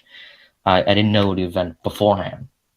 I'm not saying like we're not invited or anything. I'm just saying that that's when I knew. That doesn't mean it. But in terms of participation, I think that there has been some promising signs. People are trying to debate more on what they think about a certain resolution, be it a condemnation or repeal or a new proposal. There has been some residents of my region who actually came over to the symposium after I told them about it. You may have seen Resu, who's a West Pacific resident. Telta actually also came by. So it's showing some promising signs that we are having more residents engaging with the World Assembly, and it's nice to have that starting. I think that within my tenure, there has been some progress, but we're going to need a lot longer time than my 3-month tenure. After all, the regional elections are up in May, so I don't know who is going to be WA minister after the May elections. But within my tenure, I just hope that I had made a bit of a progress to try to kick the region up for some kind of engagement in the WA, at least. I want to return to something you said about how the West Pacific's focusing on foreign affairs, because I believe the WA is a huge opportunity for foreign affairs, especially for a region that generally doesn't really have any particular stance or position on GA resolutions. They could go either way on it. You're basically in the prime position to be someone who can lend your voting power to friends or allies and make deals with your vote. You have more flexibility in that regard than I think any of the other GCRs do. And it seems to me that if you're focusing on foreign affairs, you might want to consider that as a tool or a bargaining chip or something to enhance your alliances, that maybe you are missing that opportunity. To that point, I agree with Ghost here, just because that's one of the most visible ways that you can exert a foreign policy, right? And that's one of the ways that most nation statesers get to see, even if they're not as involved in region play. To that point, though, I would like to respond. Ghost, you have to understand something about the delegacy. And more specific is that it's quite a in terms of WA vote alone, my delegate decide how he votes based on what he thinks. Sure, the recommendations may sway him in one way or another, but in the end, my delegate votes what he thinks. It's strictly his decision on what he decides. So it's a bit of like, because I don't know if Halo's open to kind of allowing to kind of vote with others, but a lot of times delegates before Halo and delegates since the creation of War Assembly has the long running tradition of just vote how they think. Like that's and I think that has been a bit of a barrier to kind of try to use the WA as foreign affairs, because we vote a certain way that might not get that may not be satisfying to our allies, because our delegate might have a certain opinion that might be in complete disagreement with other regions. That's I think is a certain barrier. But I can tell you that the Foreign Affairs Ministry is interested in some way to use the WA as a bargaining chip. That I have heard of. You may want to talk to the Minister of Foreign Affairs, which is, ARC, right? Arclandia.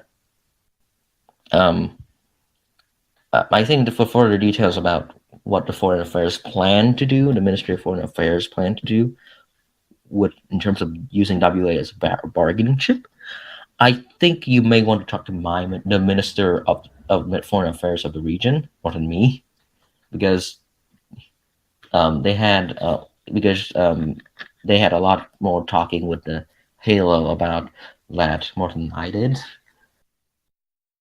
To Solverity's point or question, at least part of his question, I'll leave the other question up to Denieria here. But he said, are WA ministries exclusive of democratic regions? I don't necessarily think they are.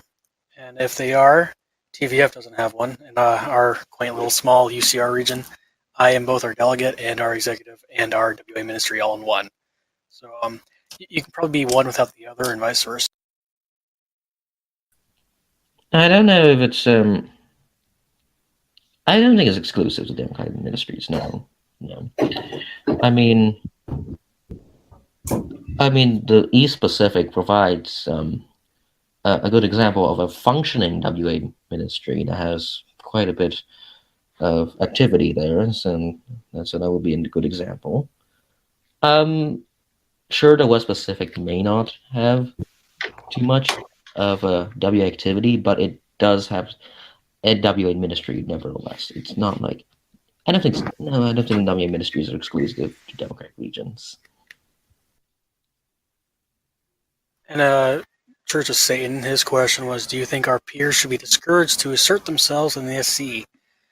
Personally, I don't think they should be discouraged, though they have to know that in the current SC and GA climate, that they're going to get discouragement from all sides, even if it is about RP or not about RP. You're always going to have discouragement. You just got to work past that and see what you can do if you think you're doing what's right or think you have a good idea, want to spur some activity or whatever, just go for it. Tinfect, what do you think is basically should be the next development phase in terms of developing RP within the WA, like WA and RP? I think that what we need to do right now is... 1 second, I'm sorry. I think in a sense, yeah, saying whether or not they are discouraged to bring RP into that. Yeah, they're always going to be, because you always have those people who think that RP shouldn't be part of it, it should be less or more. But again, as Stearns' earlier comment on that, is you're going to discouragement no matter what you do, no matter what you're proposing, or if you're an RP or not. So just got to deal with that when you submit your proposal. I mean, if I can get in just before Tinfect, I'd say that, like, in terms of building the culture, I think it starts with General Assembly regulars. And so, for instance, like, I typically go out of character. I mean, I tried IC for a while. It's difficult to keep all of that going side drafting resolution. And so I guess it just takes a concerted effort on a part of the people who are already involved in the community in order to change a community.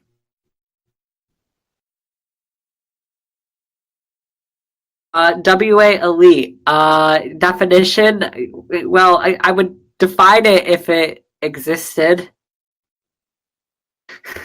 I'm really... Sep is asking me to define a WA elite, and I'm not really convinced that there exists one. I don't think. I think we should probably avoid getting tied up in definitions. I don't think it's really, if there is a WA elite. Maybe there maybe is, there maybe is not. I'd rather say there really isn't. Yeah, I just think that it's just a lot of regulars that may be a bit influential, which may give off as a sense of like the WA elite, but I don't think there is. They're just more active and they're influential. And that's it. And influence does not necessarily help someone, right? I mean, you talk about... I'm going to bring up the Aurelia example. Being influential, I'm not really convinced helped Aurelia that much, just because they took a controversial stance. So, I mean, in the end, if you pass resolutions that people like, right, and if you bring legislation that people are going to like, and if you are making the political moves to make people like you, then there's not really a huge upswing of like WA elite versus not.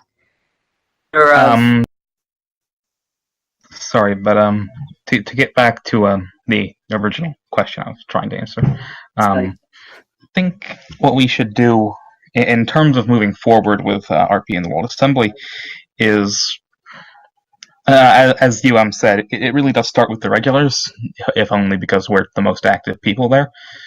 But what we need to do is just actually do it, because we've gotten into a habit of working primarily out of character, which is really not helpful. When you say that it's not helpful to work primarily out of character, could you elaborate a little bit more on why that is? That's something I've never understood.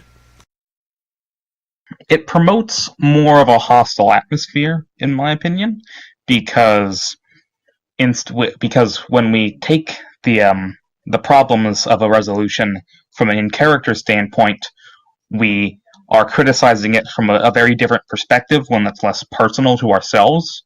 And this has been happening a lot with at least myself recently. We've been seeing a lot of very heated discussions, which take place entirely out of character and are not very conducive to any kind of in-character work. But beyond that, when working out of character, it's very, very easily to get entrenched in, legality issues rather than issues with the content of the proposal. And while legality issues are equally problematic and should be handled, I feel that there are better ways to do that than by hammering away at them to the exclusion of all else. Can you elaborate on why many of the GAers that I've spoken to today have said that they find the need to be out of character more and more frequently? Like, why is that becoming more of a trend as of late? Personally, I put it down to just sort of the clickiness that we get in the GA. We're all familiar with each other to a degree, and there's a lot of grudges back and forth. And combine this with the fact that, frankly, a lot of the people aren't as heavily invested in working with the RP as they could be. But I think that's mostly what it comes down to. It's less of a necessity to do OOC to work out of character, and more of a tendency to. Thanks for your response. Separatist peoples is raising the point of people. Yes, of raising the people. Okay, raising the point of people using roleplay to try and dodge the requirements, resolutions, or make unnecessary problems for them. And I don't really think that's really a valid argument. It happens so rarely, and it could be... Oh, good lord. It happens so rarely, and it can be so easily brushed off, treated as the absurdity that it is, that I don't really feel like it's quite necessary. That it's quite a good argument. Okay. So this is. I also wanted to bring up another issue that I have had noted clashes with several other people in the GA community about before. And that is how we would go about approaching issues of compliance in character. So obviously beforehand, we had sort of had this canon going that it just was, right? That we just sort of accepted resolutions as being nations. But now we sort of have a roleplay consequence built in. Yes, Tlomz is pointing out in the chat the ACA, which is, for those not aware, the Administrative Compliance Act passed by SEP, which basically imposes severe penalties for those in non-compliance with WA resolution. So are we fine with people involved in the WA not complying with resolution so long as they roleplay within the consequences of the ACA? I think if they, in that sense, they're still working within the World Assembly. Their non-compliance is affected by the World Assembly. There's real effects to it. It's not simply just sitting there saying, "Well, we don't want to do this." And I think that's a valid way of roleplay. Is it possible? I have a question. Is it possible to have RP, the WA, to take on this realistic parliamentary sense, like as in like this kind of this role of being of RP of an actual legislature, in a way? In the sense of the World Assembly being a collection of diplomats from a variety of countries cooperating on the front of an international legislation, I think there's a lot of room for something of a more proper structure in how we handle debates and such. I think there's room for that. If the General Assembly were to have a larger impact on national stats, do you think that roleplay would have a larger role within the WA? Okay, I'm sorry. Was the question? I'm sorry. I didn't quite hear the question. If you were to make stats have, if you were to make the effects of a resolution have more stat effects, how would that affect roleplay? Correct. In my experience, it wouldn't. I mean, I certainly don't run with NS stats at all in my roleplay. I don't care about stats. I don't really know what the stat effects are here. I mean, it might affect for a few people who just come in and casually involve themselves, but for most of the GA community, that's not really something we look at, I don't think. I do have to reiterate at a certain point that Max vowed to not alter the WA anymore, though. So I don't know how that's... Mechanically, yes. Mechanically, the WA is not going to be prone to any large changes, but I think this is something that we can work on as a community. All right, I think we've somehow exhausted the topic of roleplay then, because I'm hearing a bit more of the awkward silence.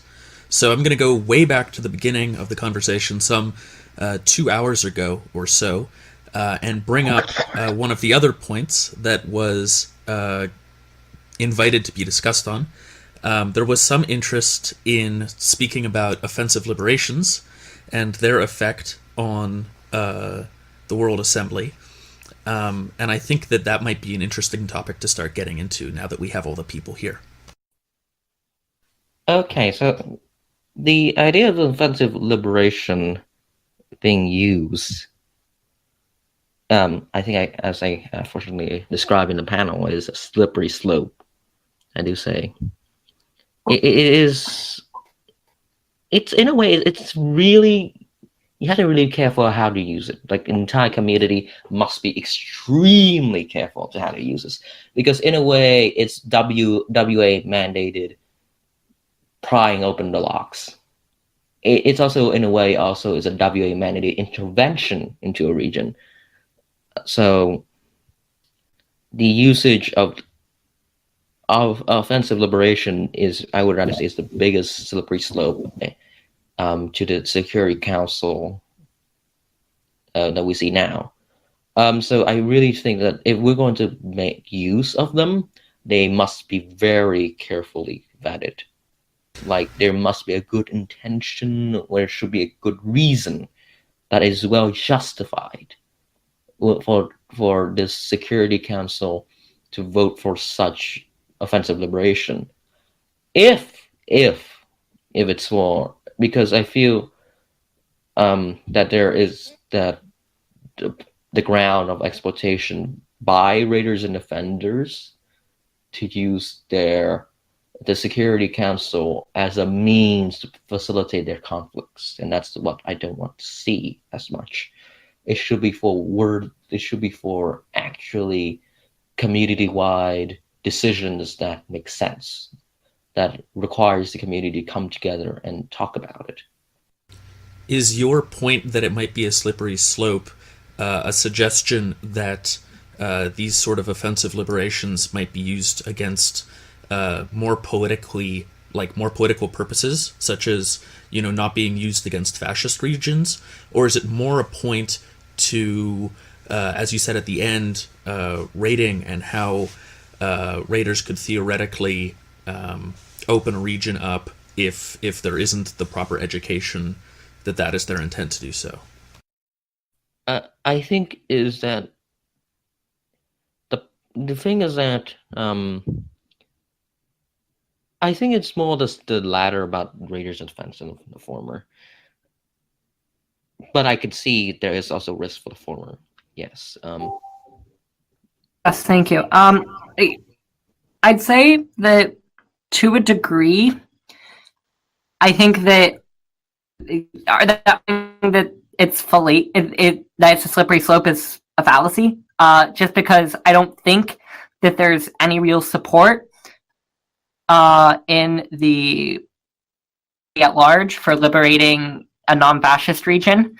I know Lanav threatened to liberate Pro-Life International, but that was never going to happen, right? Like, I think that if they have the question whether it's a slippery slope, whether that's actually an effective way of combating fascism, because I remember when this was all being debated, I think it was Frat who pointed out, had said that, like, you're basically giving them more attention, right? And so that's one of the tricky things with nations, and that's what I'm more concerned about than any sort of slippery slope. But you should go on. The point I raised about the slippery slope is more about raiding and defending than about the political targeting of it, because I think that if it's going to be, if we are using these offensive liberations, it's going to be setting precedent that the raider is going to cite as legitimate cause for their saying that their liberation is legal, that their liberation should be voted for. I feel that is quite sectarian and dangerous in several ways. It really is polarizing. Because before that, liberation was like just kind of like, oh, save this region from this tyrannical delegate who's ruining our region. But now it's more like being exploited to use in proxy wars. I think I think if we remember the Saint Abaddon liberation, which was in the intent of kind of like against the fallout over the Saint Abaddon invasion by NPO, that is already kind of like I guess maybe the first example of such polarization around a liberation. But I think it is quite it's quite an interesting idea to use liberation for offensive. That I think that it is part of gameplay, but I'm just saying that we should really raise the standard of scrutiny on the type of liberation. We must really question down to the core of that kind of proposal, to why are we using it for? Like, what is the intent? If it is going to be used for that mountain of just perpetrating a war, then I say no, that is not that is not what liberation is for, and I think we shouldn't do that. So I think it's going to be just a lot of like debates within the community about the Security Council's powers in terms of liberation. Is like, when is the liberation appropriate at this point, especially with offensive liberations. So this is going to be a really long ongoing debate. I can foresee for the entire Security Council community. So I think we should really be on the more conservative side about these, than rather allowing for them to be more used. I think within the Northern Lights article about the liberations of Nazi Europe and Kaiserreich, Cormac's statement rang true, that these offensive liberations are not positive nor negative, but they are certainly being overused over time. The question that I've always had with offensive liberations is there's been a lot of focus in recent months that, you know, out of character and in character politics shouldn't be mixed or blurred, but I find that these offensive liberations do precisely that. That by condemning and, well, offensively liberating Nazi regions and regions that are, you know, tend toward fascism, we're actually mixing sort of out of character historical reality with the in character politics of the game, and I'm not sure that's right.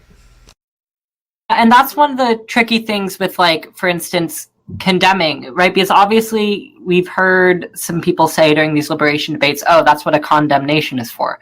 Well, tricky thing is, right, if you're condemned for an in-character action, why should you be put alongside actual Nazis, right? It doesn't seem at all fair to being condemned for in-character reasons. So I guess the attempt to claim a badge for that sort of actual condemnation, if we're actually condemning what a region's doing out of character, sort of, I'd say, tries to separate the two, which I think is better than the alternative of having them mixed.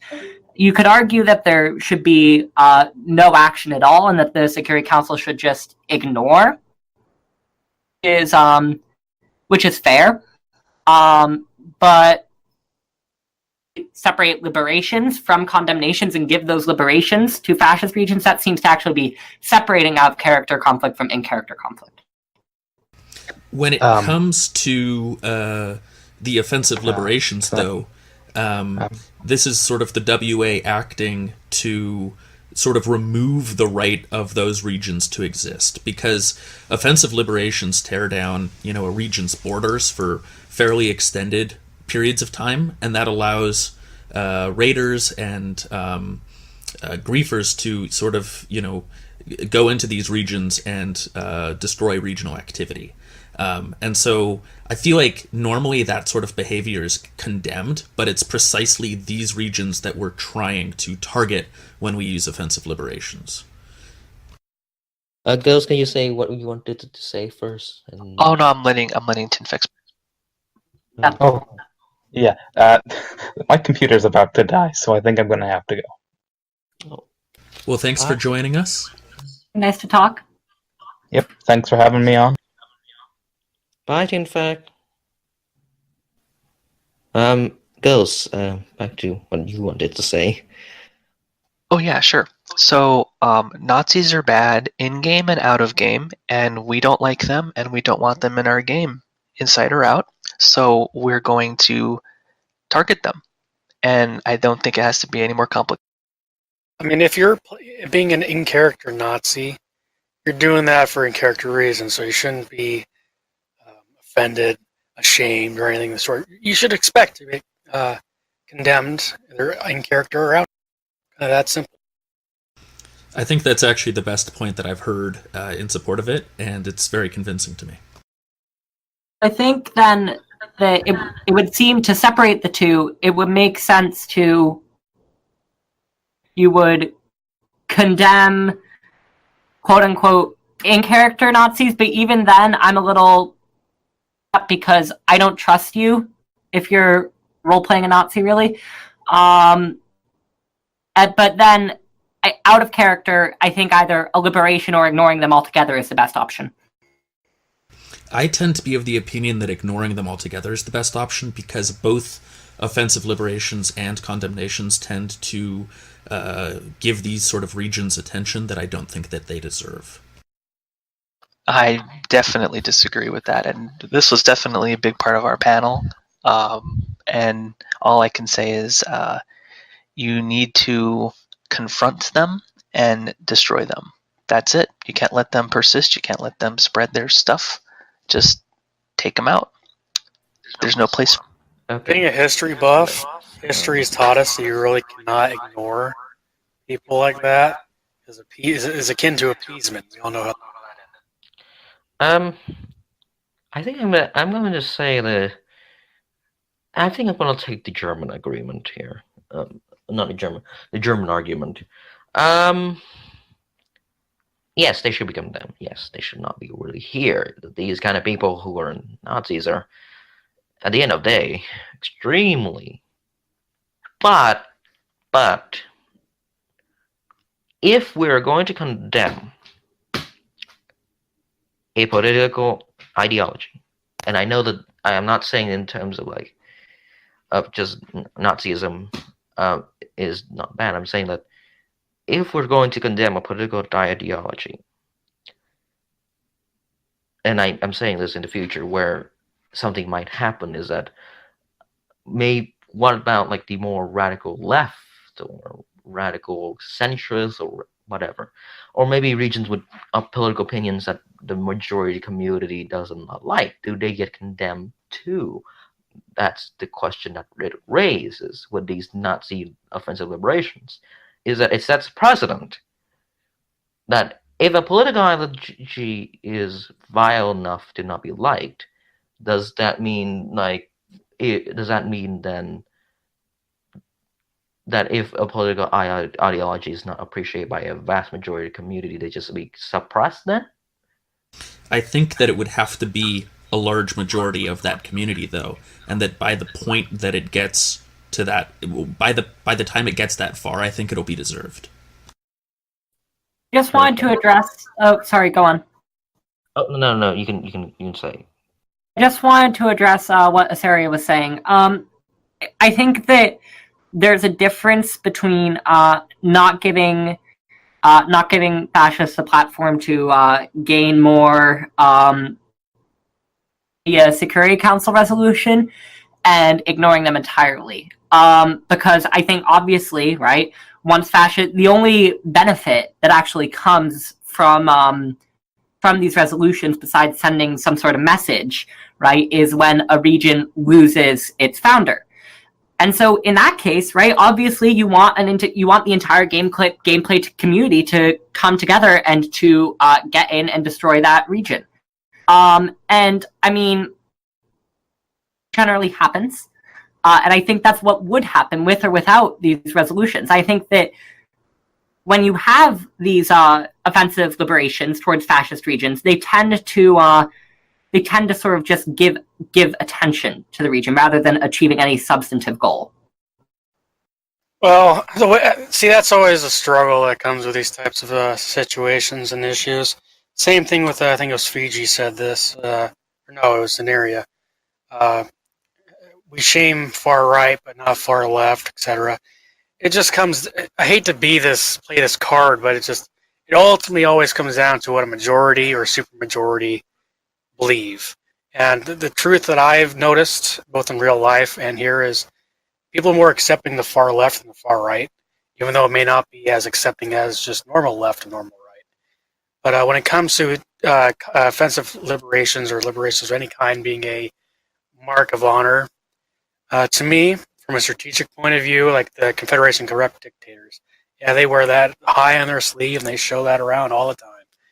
But in the end, it leaves them vulnerable, so should they do something very heinous, they can't lock themselves up and hide from the repercussions. That's just how I view that personally. May not be right, may not be wrong, but You don't need to address whether or not you're going to ban the ideology when it comes to this question, because, like I said, Nazis are bad in-game and out-of-game. If people make a decision in character that they don't like regions that happen to be set up like Nazis or like super uber Nazi-like fascists, then you oppose them. You don't have to ban them. You can condemn them. You can invade them. You can destroy their regions. And you don't have to actually ban the ideology itself. So you never need to touch that to do this.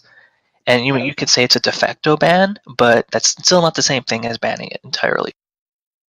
I would like to point out that in the ILC we do have communists, we do have some self-professed Stalinists and Leninists and etc. And it is possible to not have a total asshole relationship if you're not aligned with that.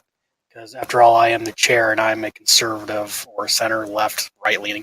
My political compass is 0-0, I shit you not. So it is entirely possible to work with this, depending on how extreme their views are. So it's just kind of a touch-and-go thing with every situation. But some ideologies and some people have definitely proven that, and they cannot come back from that.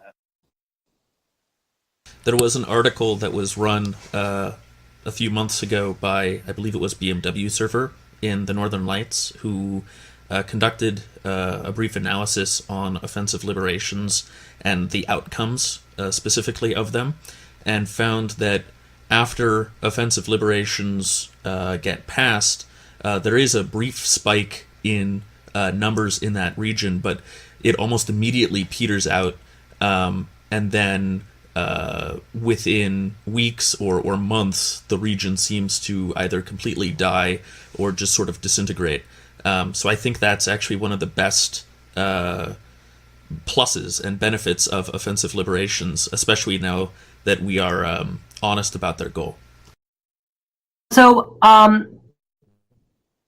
the things as well that is helpful about offensive liberations is that they provide a sort of warning badge, right? Like when you go to a region and you see a neat little badge, you're like, ooh, look at this, right? And so if a person goes to, for instance, Kaiserreich, right, who proclaims themselves as not fascist, right, and then they click on that liberation, because of course they do, right? That's a very pretty little symbol.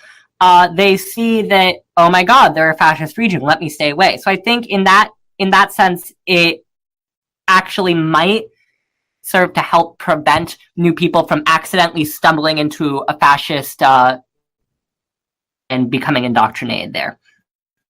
That, on top of the civil defense siren, does make a lot of sense, yeah. Civil defense siren is great. I think the offensive liberation does allow for that kind of prevention of the indoctrination, and I also like to think that the civil defense, the siren, also do that.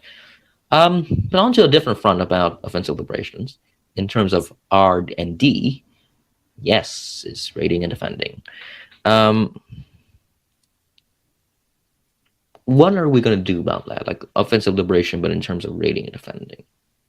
I think one of the controversial raiding incident we have seen lately is probably the St. Abaddon occupation and by the NPO, if you should remember that.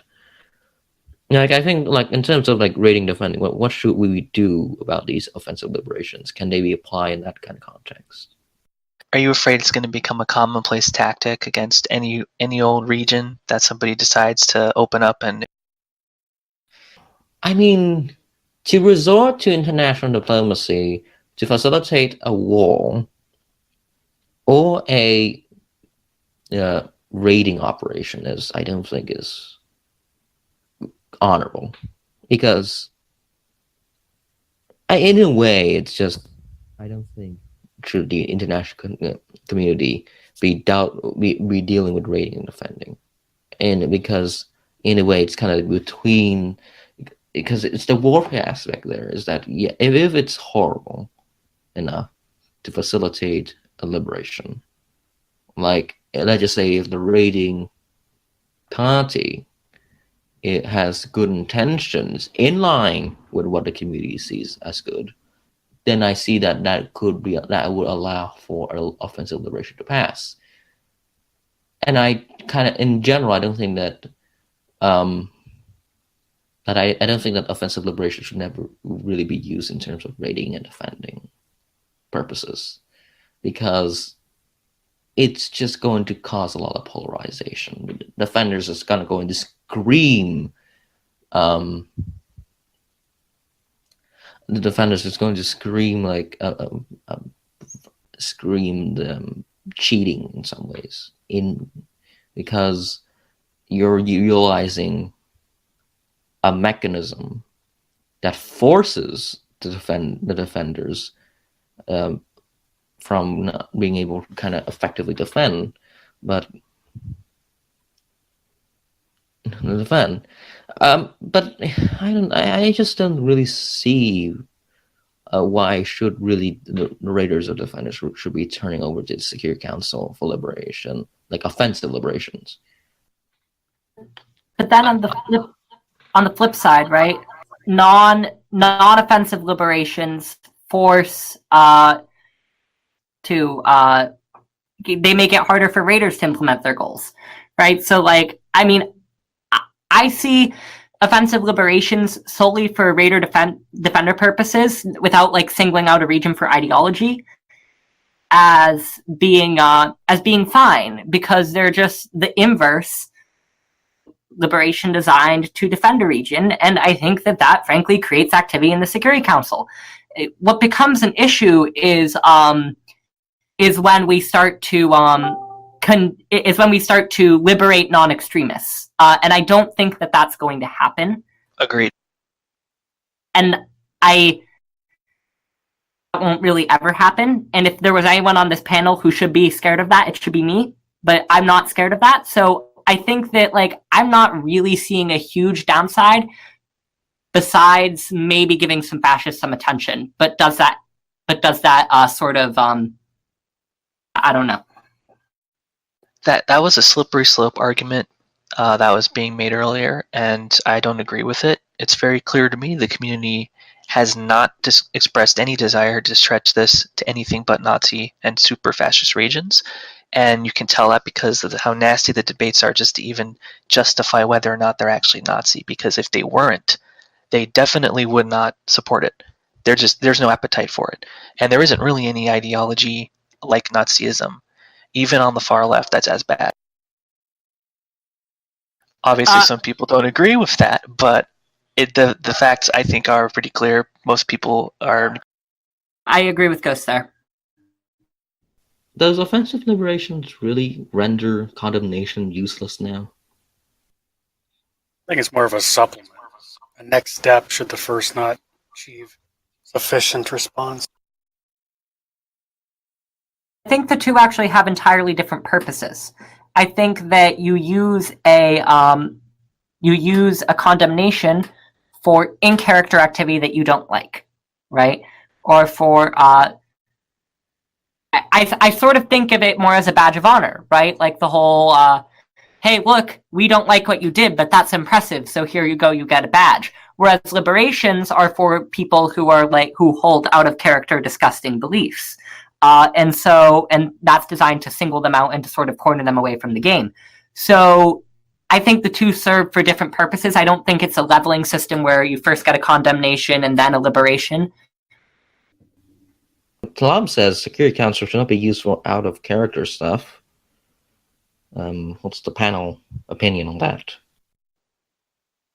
When it comes to stuff like Solorni's commendation and thus far, or the consequential revocation, I think there's sometimes an OOC has to be used to correct something that was incorrect or unjustly given. I mean, my stance, frankly, is that if a liberation badge will keep one person from becoming indoctrinated into whatever, right, then it would seem to me that would be good regardless of the whole, oh, well, we're citing out of character stuff because they're Nazis. Well, yeah, they're Nazis. We don't want them to have a place in our game. But they're also Nazis in character. So, I mean, the line is blurred in part because they're playing a game as Nazis. So we don't really have to concern ourselves. I feel like the problem with that offensive liberation is that at what point are they RPing as German Nazis? Are they RPing as the ideology, or are they genuinely trying to recruit people to that ideology? That's the line we must draw. Are they RPing? No, I disagree with that too. If you're talking about in character versus out of character, if they're playing as Nazis in character, we made a decision in character, we don't want Nazis in our game. So it doesn't matter if they're real Nazis or pretend Nazis. We decided we don't want Nazis. So again, you really don't have to go into whether or not they mean it or not. It's just, especially if you're concerned with it being out of character or in character, you have an easy out. In character, the world in character doesn't want Nazis. Put simply, real-life Nazis were condemned. If you're in character Nazi, you're going to get condemned. You're just playing the role. How does my mic sound? Okay. Who's Yeah, talking? it's good too. This is Tlomz Karnasov, Minister of North Pacific WA Affairs. So one thing I want to comment on with the OOC versus INC or IC thing is that when I talk about it, I talk about purely legislatively. I'm not talking about whether we distaste of them or anything. I'm talking about how you can't specifically reference it in Security Council proposals for a reason. They don't want people leveling OOC things back and forth. So that was why the Soroni thing was never referenced. That's why a bunch of other stuff wasn't ever referenced. Sure. I mean, I would just say that, hold on, is my mic okay? Yeah. Okay. So basically, there is a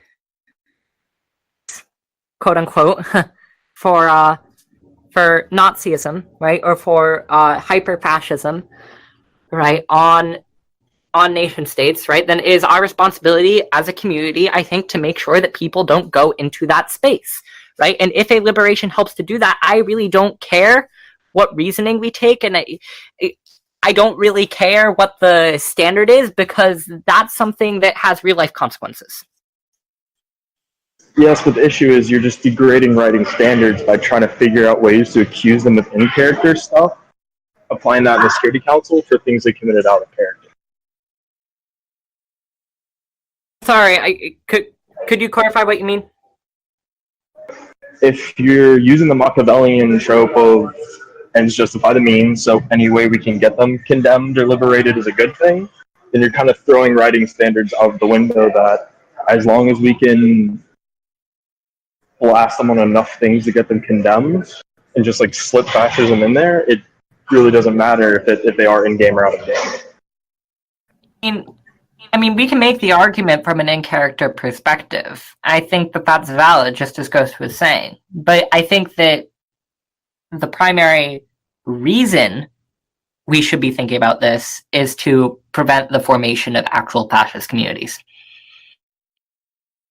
I think that there are usually ample ground for in-character reasons to kind of for these offensive liberations sometimes, be it indoctrination of members or the usage of certain tactics to force members to agree to a certain ideology out of their own will. Then there should be grounds. There should be ground for the in-character offensive liberation, if there is such evidence. Anyone else have any thoughts on this? I mean, this is going to be one of those topics where there's not going to really be any agreement because it's all about how people look at certain things and where people draw lines. So. What I think is interesting about this particular topic, though, is that I've actually been convinced by Ghost's arguments. So, he got one person to agree. Yay. Yeah, well, bottom line on that, yeah, it can be controversial, but I think a lot of people fear it's going to go way beyond where it is now, and I just don't see that happening. I was one of those people back in 2013 that when they were voting on the original repeal for the liberation of Nazi Europe, was like, oh great, now we're going to start perverting liberations, and that just has not been what's happened. I do think the community drew a line a long time ago. This was as far as they were going to go, and it was for a good cause, and we're still at that point, and it's been 6 years later. So I think that's just how it's going to go forward. I don't see raiding and defending changing, using this as a new tactic. I think there's just no appetite for it and no reason to fear. UM's not afraid, neither am I. Well, I could take a pretty unfair stance here and ask you if you believe that the Security Council has gotten better or worse since 2013. I don't take any stock in that either. People have been complaining about the Security Council since it was invented, and they're always going to complain about it, and it's just what it is. So, yeah, sure, it's a new dimension that people don't like, but whatever. They're always going to Although it's not my authority, I'd be willing to go back to GA. Per what UN commented in the chat. For those who aren't able to read the chat, what are you referring UM just talking about going back to GA. Or also, you want to take a swing at voting blocks. Oh god, we did voting blocks, sorry. We beat voting block to death. Please let us not. I think we're going for World Assembly Foreign Affairs. How different is that from voting blocks? How different is it from my conversation with the West Pacific? World Assembly Foreign Affairs is very interesting because in World Assembly itself, there's a whole separate portion of Foreign Affairs, in my opinion, because I've on many occasions gone talk to other ministers and talked to other regions about their votes and what they're thinking outside of us taking FA channels because there would just be so much bureaucratic red tape. I think Savarity has a want to debate with you, Ghost. Salvarity says that I'm wrong about something about voting blocks. Didn't we do that topic also to death? I thought we did.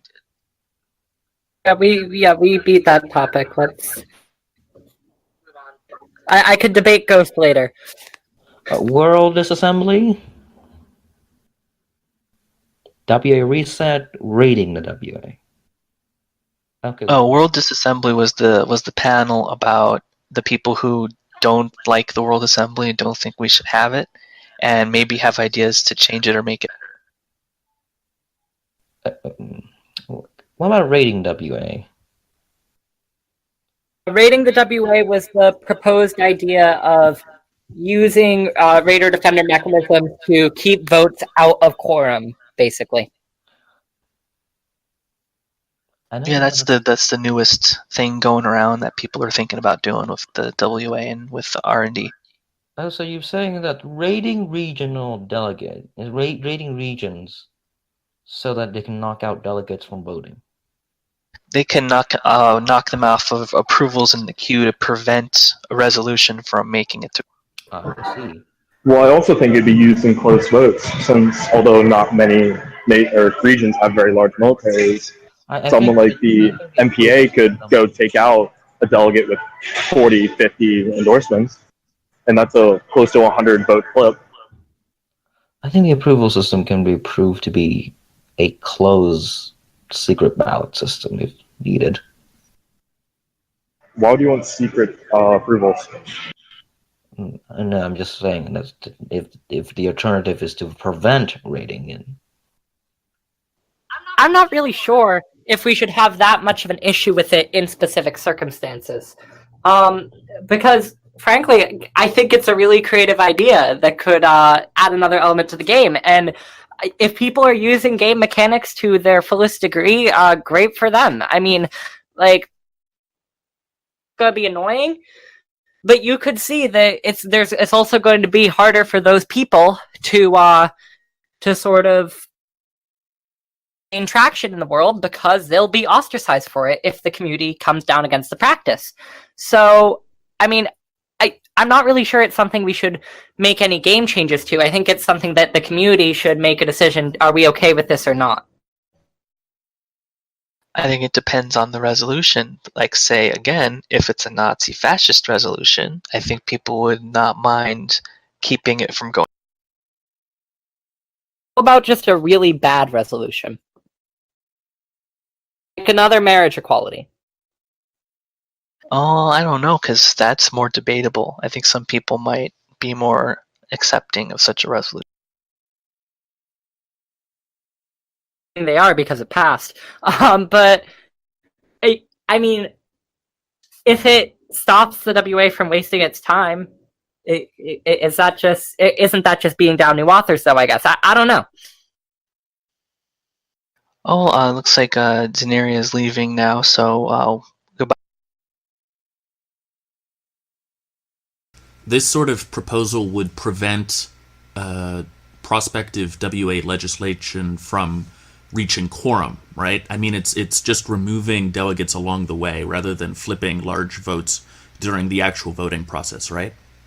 Well, we could do both things. It's far more efficient to keep votes out of quorum using it. It wouldn't be that terribly efficient to flip votes. I mean, it could happen. For instance, we saw that there were some people who were able to kick IA out of delegacy in Europe. If it was a close vote, and if they were able to kick people out of a delegacy, and if the second place person didn't really didn't vote on the matter, then it could be used, but that's a lot of conditions in and of itself. It's much easier to just stop resolution from getting a vote, and with an easy tag. Like, you would only really need, like, I think 5 updaters, probably at most. The thing about having it rating sort of flip large delegates is that you simply don't have the numbers to do it. I mean, unless you have a truly committed organization and a huge amount of support, it's just simply not going to happen unless you get lucky. Tag rating, though, and removing delegate support of proposals as they make their way to quorum is much more effective in my mind. I could see that happening. It's just a question of whether or not that's sort of beyond the pale. It's more effective because you can only really do this in large numbers with regions that have delegates that have barely any endorsements on them. So it's easier to kill a resolution before it's at vote, because once it's at vote, picking on the small regions isn't going to change the outcome of the vote, because the big regions will be. Precisely. The question is that sort of policy of tag rating to remove proposals before they get there, is that just a natural, inherent way of using game mechanics to remove votes? Because of course that is, but is that sort of something that we should avoid? Is that a line that shouldn't be crossed? Or is that something that the community finds acceptable? That is the question. Were you trying to say something? I was saying that's the question. That's the core question for this type. Sure. I mean, from an author's perspective, Sarah Lircalia makes a good point in saying that, like, there are some controversial resolutions where that's going to be applied, and one of them I have a particular vested interest in. Not going to say which one, but I mean, it's also like, are we willing to use a tactic, as Ghost said? And I think that the answer might be yes, because it's a way of getting people involved in game mechanics. If it gets WAers more involved in gameplay, that's cool. I would be a bit more concerned about game players using it to meddle in the WA for fun, because that would be annoying. That's kind of like denigrating the hard work of people who try to get a resolution to vote. I don't know. Well, I'll say that I'm not sure that I like it as an idea. I don't think the WA community would appreciate it very much, and since a lot of votes are kind of preference related anyway, especially when it comes to GA stuff, it would kind of risk being maybe bullying and picking on them for no good reason just because we can. Just because we have the capability to do it doesn't mean we should. I think there are certain situations where maybe we have a good reason to do it. It's an option. We should consider it as an option that we have. But just like offensive liberations, I think that we would not want this to be a commonplace thing that we just deploy whenever we feel like it. It seems we've been given a bullet point list of Ai's positions on this topic since he's unable to speak.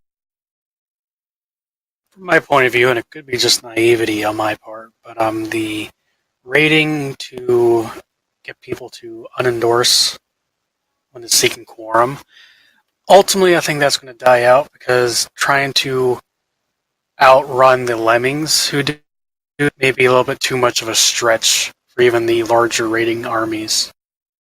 That's not the idea. I think the idea is more so to... Sway votes, yeah, I'm talking about the other part.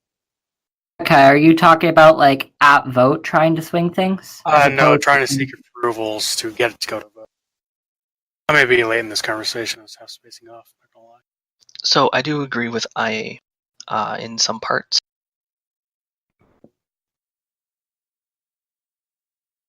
So what he said was, I'll just read through his points briefly. He said, on the topic of World Assembly rating, first off, it's difficult to do because the impact can be quite small, but concentrated in power. However, it's too early to tell. It's unclear whether it would be unbalanced or not. And you would have to do it before it gets to quorum, I think is what his point is. He says that there might be a few solutions that could come about. That first off, secret votes are bad, but again, the impacts would be small. It might harm manual campaigners, and people in the General Assembly wouldn't like it because it makes the game harder to play.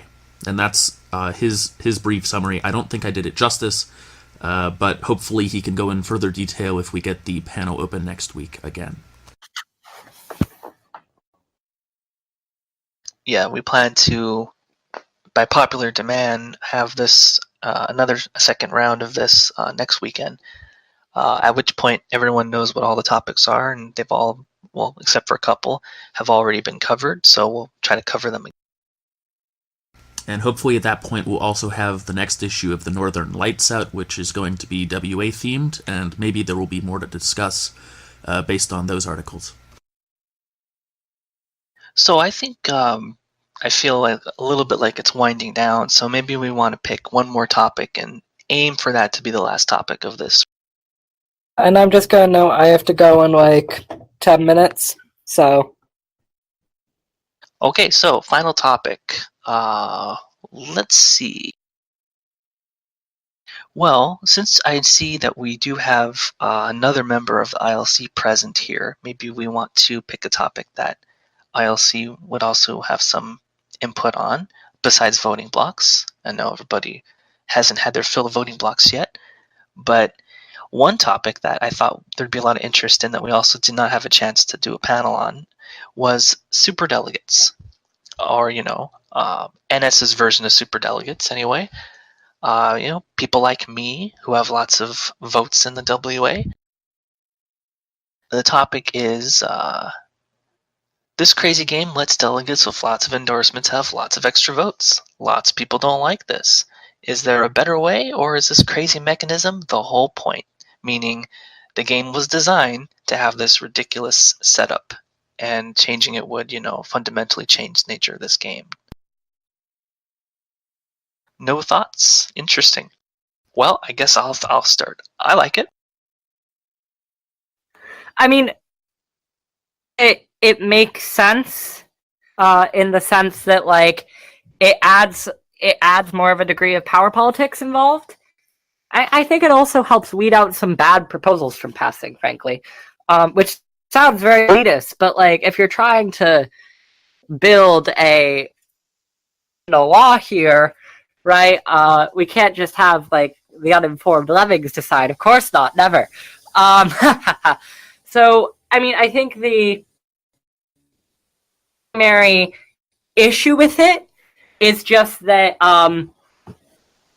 the perception of elitism. Not that it actually impacts new authors who are willing to put in the time. It's just that perception that is the issue. My opinion, there's not a problem with how the endorsements and voting systems work.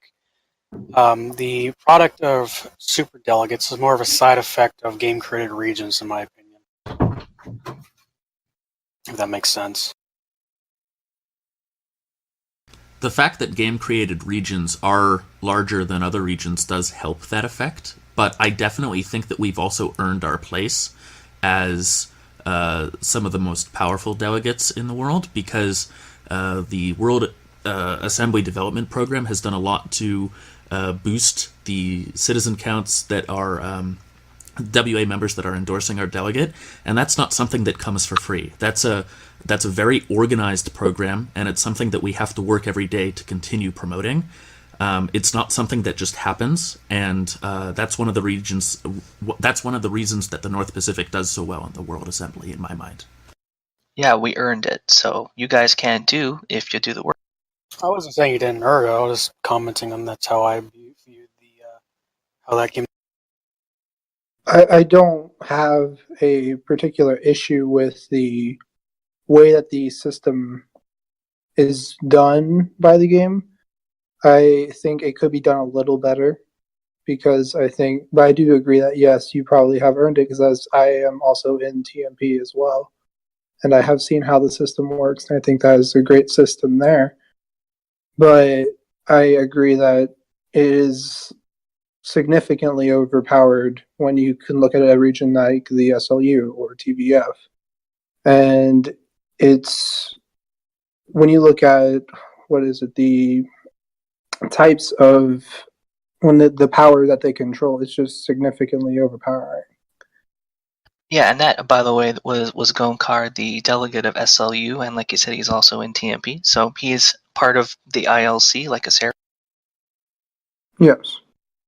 Okay, so for those who think it's overpowered, how do we depower it? How do we make it more fair while still acknowledging that we put a lot of work into gathering all of those endorsements and kind of earned it? How do you make... I don't think it's your fault. I never said it was your fault in that. I just think it's the game mechanics. Okay, fair enough, but then how would you balance it? How would you make it more balanced? If I had my power in that, I would say Ghost, do you know your endorsement count right now? Well, I don't have it tattooed or anything, but it's still over. It's been over 1,000 pretty much my whole term. I'm gonna say last I checked it was like 1131, 1,130.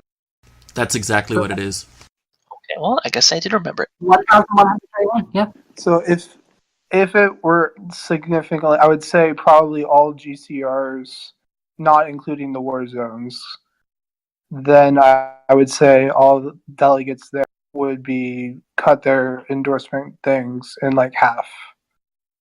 And that be their super delegate votes. So you would still have significant numbers.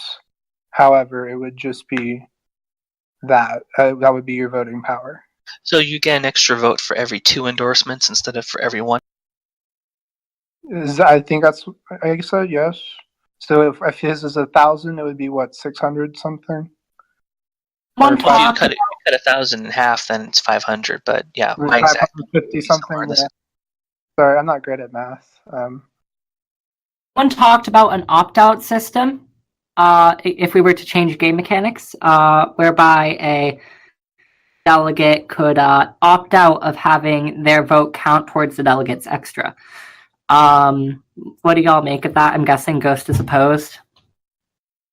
Well, I wonder if some regions would try to get around that by mandating that all WA nations have to. That's like the obvious solution to that. Yeah, that would be significantly easier. I feel like if such a rule existed, TMP unfortunately probably would not require the nations to opt in, which would suck. But that seems to be probably what we would do, whereas I definitely think some of our neighbors would have the opposite. They would say, yeah, if you're going to be a WA nation, you better opt in or you're going to get kicked out. But of course, then you kick them out and then you still don't have them. So, you see, I'm not convinced that TMP's neighbors would require that, because just by virtue of the fact that most of them don't care as much about the WA. TMP cares the most about the WA out of all of the Pacifics, really. And so, like for instance, if you're looking at MPO, right, they want to maintain their security, right? So if a nation's going to endorse the delegate, they don't care whether if they don't opt into having their vote count towards WA votes. That doesn't really matter to them. What matters to them would seem to be that they have the votes needed to keep themselves in power. I personally, I do think it's funny that this is the system we have. I believe it's part of the whole politics is inherently corrupt and over the top and ridiculous, kind of like the issue answers. So it's all kind of, thematic to the game. But I'm not opposed to changing game mechanics in the long run to keep the game fresh and to, increase its longevity. So I don't know if I would do something as simple as cutting it in half. I'd probably try something more like more proportional somehow, a percentage, a little less fixed, but still consistent. Something more like that. I guess I'd be open to that. And there's still ways you can earn more. TMP would still probably have more votes than most of the other regions as a result. But I probably wouldn't go for anything draconian or severely restricted. Anyone else have thoughts on this topic? I guess a unorthodox and probably unrealistic possibility is not to nerf the GCR endorsement to where 2 equals 1 instead of 1 to 1, but to the way I see it and always have seen it really is, yeah, GCRs have retention problems. At the same time, they don't really have any recruitment problems because they get fed their new accounts, refound accounts, whatever. If that could somehow, I don't know, if the game recruitment system could be spread out to other regions or rotational, or just to lessen the impact it has for GCRs compared to UCRs having to deal with retention, recruitment, and endorsements. All three of those things is something TBF, for example, has trouble dealing with. That could possibly stem the tide without having to deal with the endorsements mechanic, but that's probably even more complex mechanic change anyways. But. Are you suggesting dumping like refounded players into random UCRs, or? Yeah, unorthodox, but yeah. I think he's also referring to having new nations not necessarily spawn from the Pacifics. Yeah. Well, the issues with spawning them in UCRs is UCRs intrinsically have these cut off, sort of, they kind of maintain their own communities, and they take advantage of the recruit. Since if you start dropping random people in the UCRs, that could start to harm them and their culture they've created. Always, well, in a sense that GCRs are also their own communities, in many sense that they all have their unique identities. I mean, there can always be a system like an opt-in for UCRs can do that, or hell, even create a system where you can have specifics. When you create a new account or rejoin, you say what type you like, and based on the national region tag or the regional tags, you can put on those regions at random. I wholeheartedly realize this is unorthodox. I'm not advocating this as a serious contender for change. I'm just pointing out as a recruitment as a unique aspect that adds to a situation that GCRs don't often have to deal with. As having been a nation that spent the better part of the last 5 years in UCRs, I can definitely vouch for the fact that I very much appreciate being in the North Pacific where I don't have to worry about that facet of nation states. While recruiting? Yep. That is a terrible nightmare. I've also found that, at least for the more governmental parts of GCRs, having new people constantly flooding your region is generally, it doesn't change that much. At least for WA affairs and such, the odds of us getting a new player who immediately wants to enter that is next to zero, much less an experienced. Now, of course, they do help with WA votes, but that's because the GCRs have extensive WA development programs. Imperium and Glorum, by the way, he said TMP does do recruiting and sends messages to people who leave. I'd say the majority of any major GCR, UCR does that as well. Yeah, we also recruit from regions that recruit from us. So, well, not recruit from us, but do so in a non-acceptable. So we don't really use recruiting like the way that UCRs do it. Yeah, that's what I'm talking about. Like, yeah, you still recruit, you still have retention problems, you do all that, but you're still being fed new people on a silver platter, basically. That's what I'm trying to say. Yeah, but it doesn't mean the people are competent. But then again, I understand that any people is better than no people. While I don't want to put words in Asairia's mouth, what I think that he's trying to say is, while we in the North Pacific still have to recruit people from our region on the game side to our offsite ministries and whatnot, there's basically a flow of people that enter the region. In UCRs, that just simply isn't the case. You have to put in a huge amount of effort just to get someone to join your region, and the chances of them joining your region are exceedingly low. The chances that they're going to be active in your region are even lower, and the chance that they're going to become a part of your government or help you out, just all of these chances all in a row, it's definitely very advantageous for GCRs overall. That's exactly what I'm saying. Yeah, but with that comes issues, especially namely in the South Pacific, where you see the issue of a large RMB / specifically in-game populace who not only doesn't care for the government, but is has active distaste for it and fights against it, because there's been this block that's been created outside of their regional government.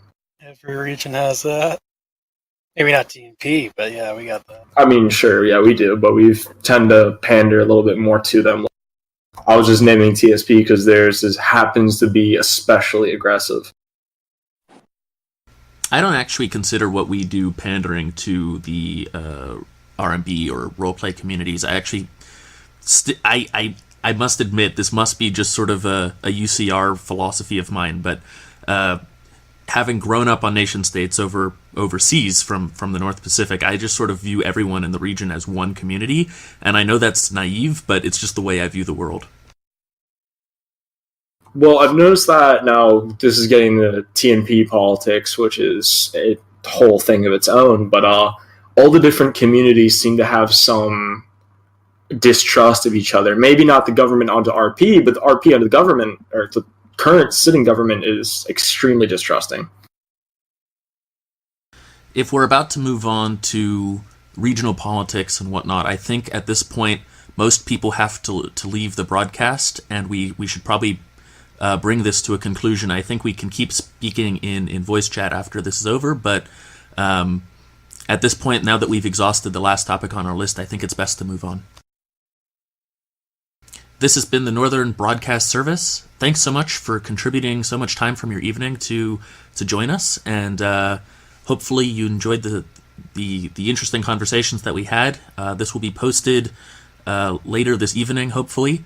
If not, then tomorrow morning sometime.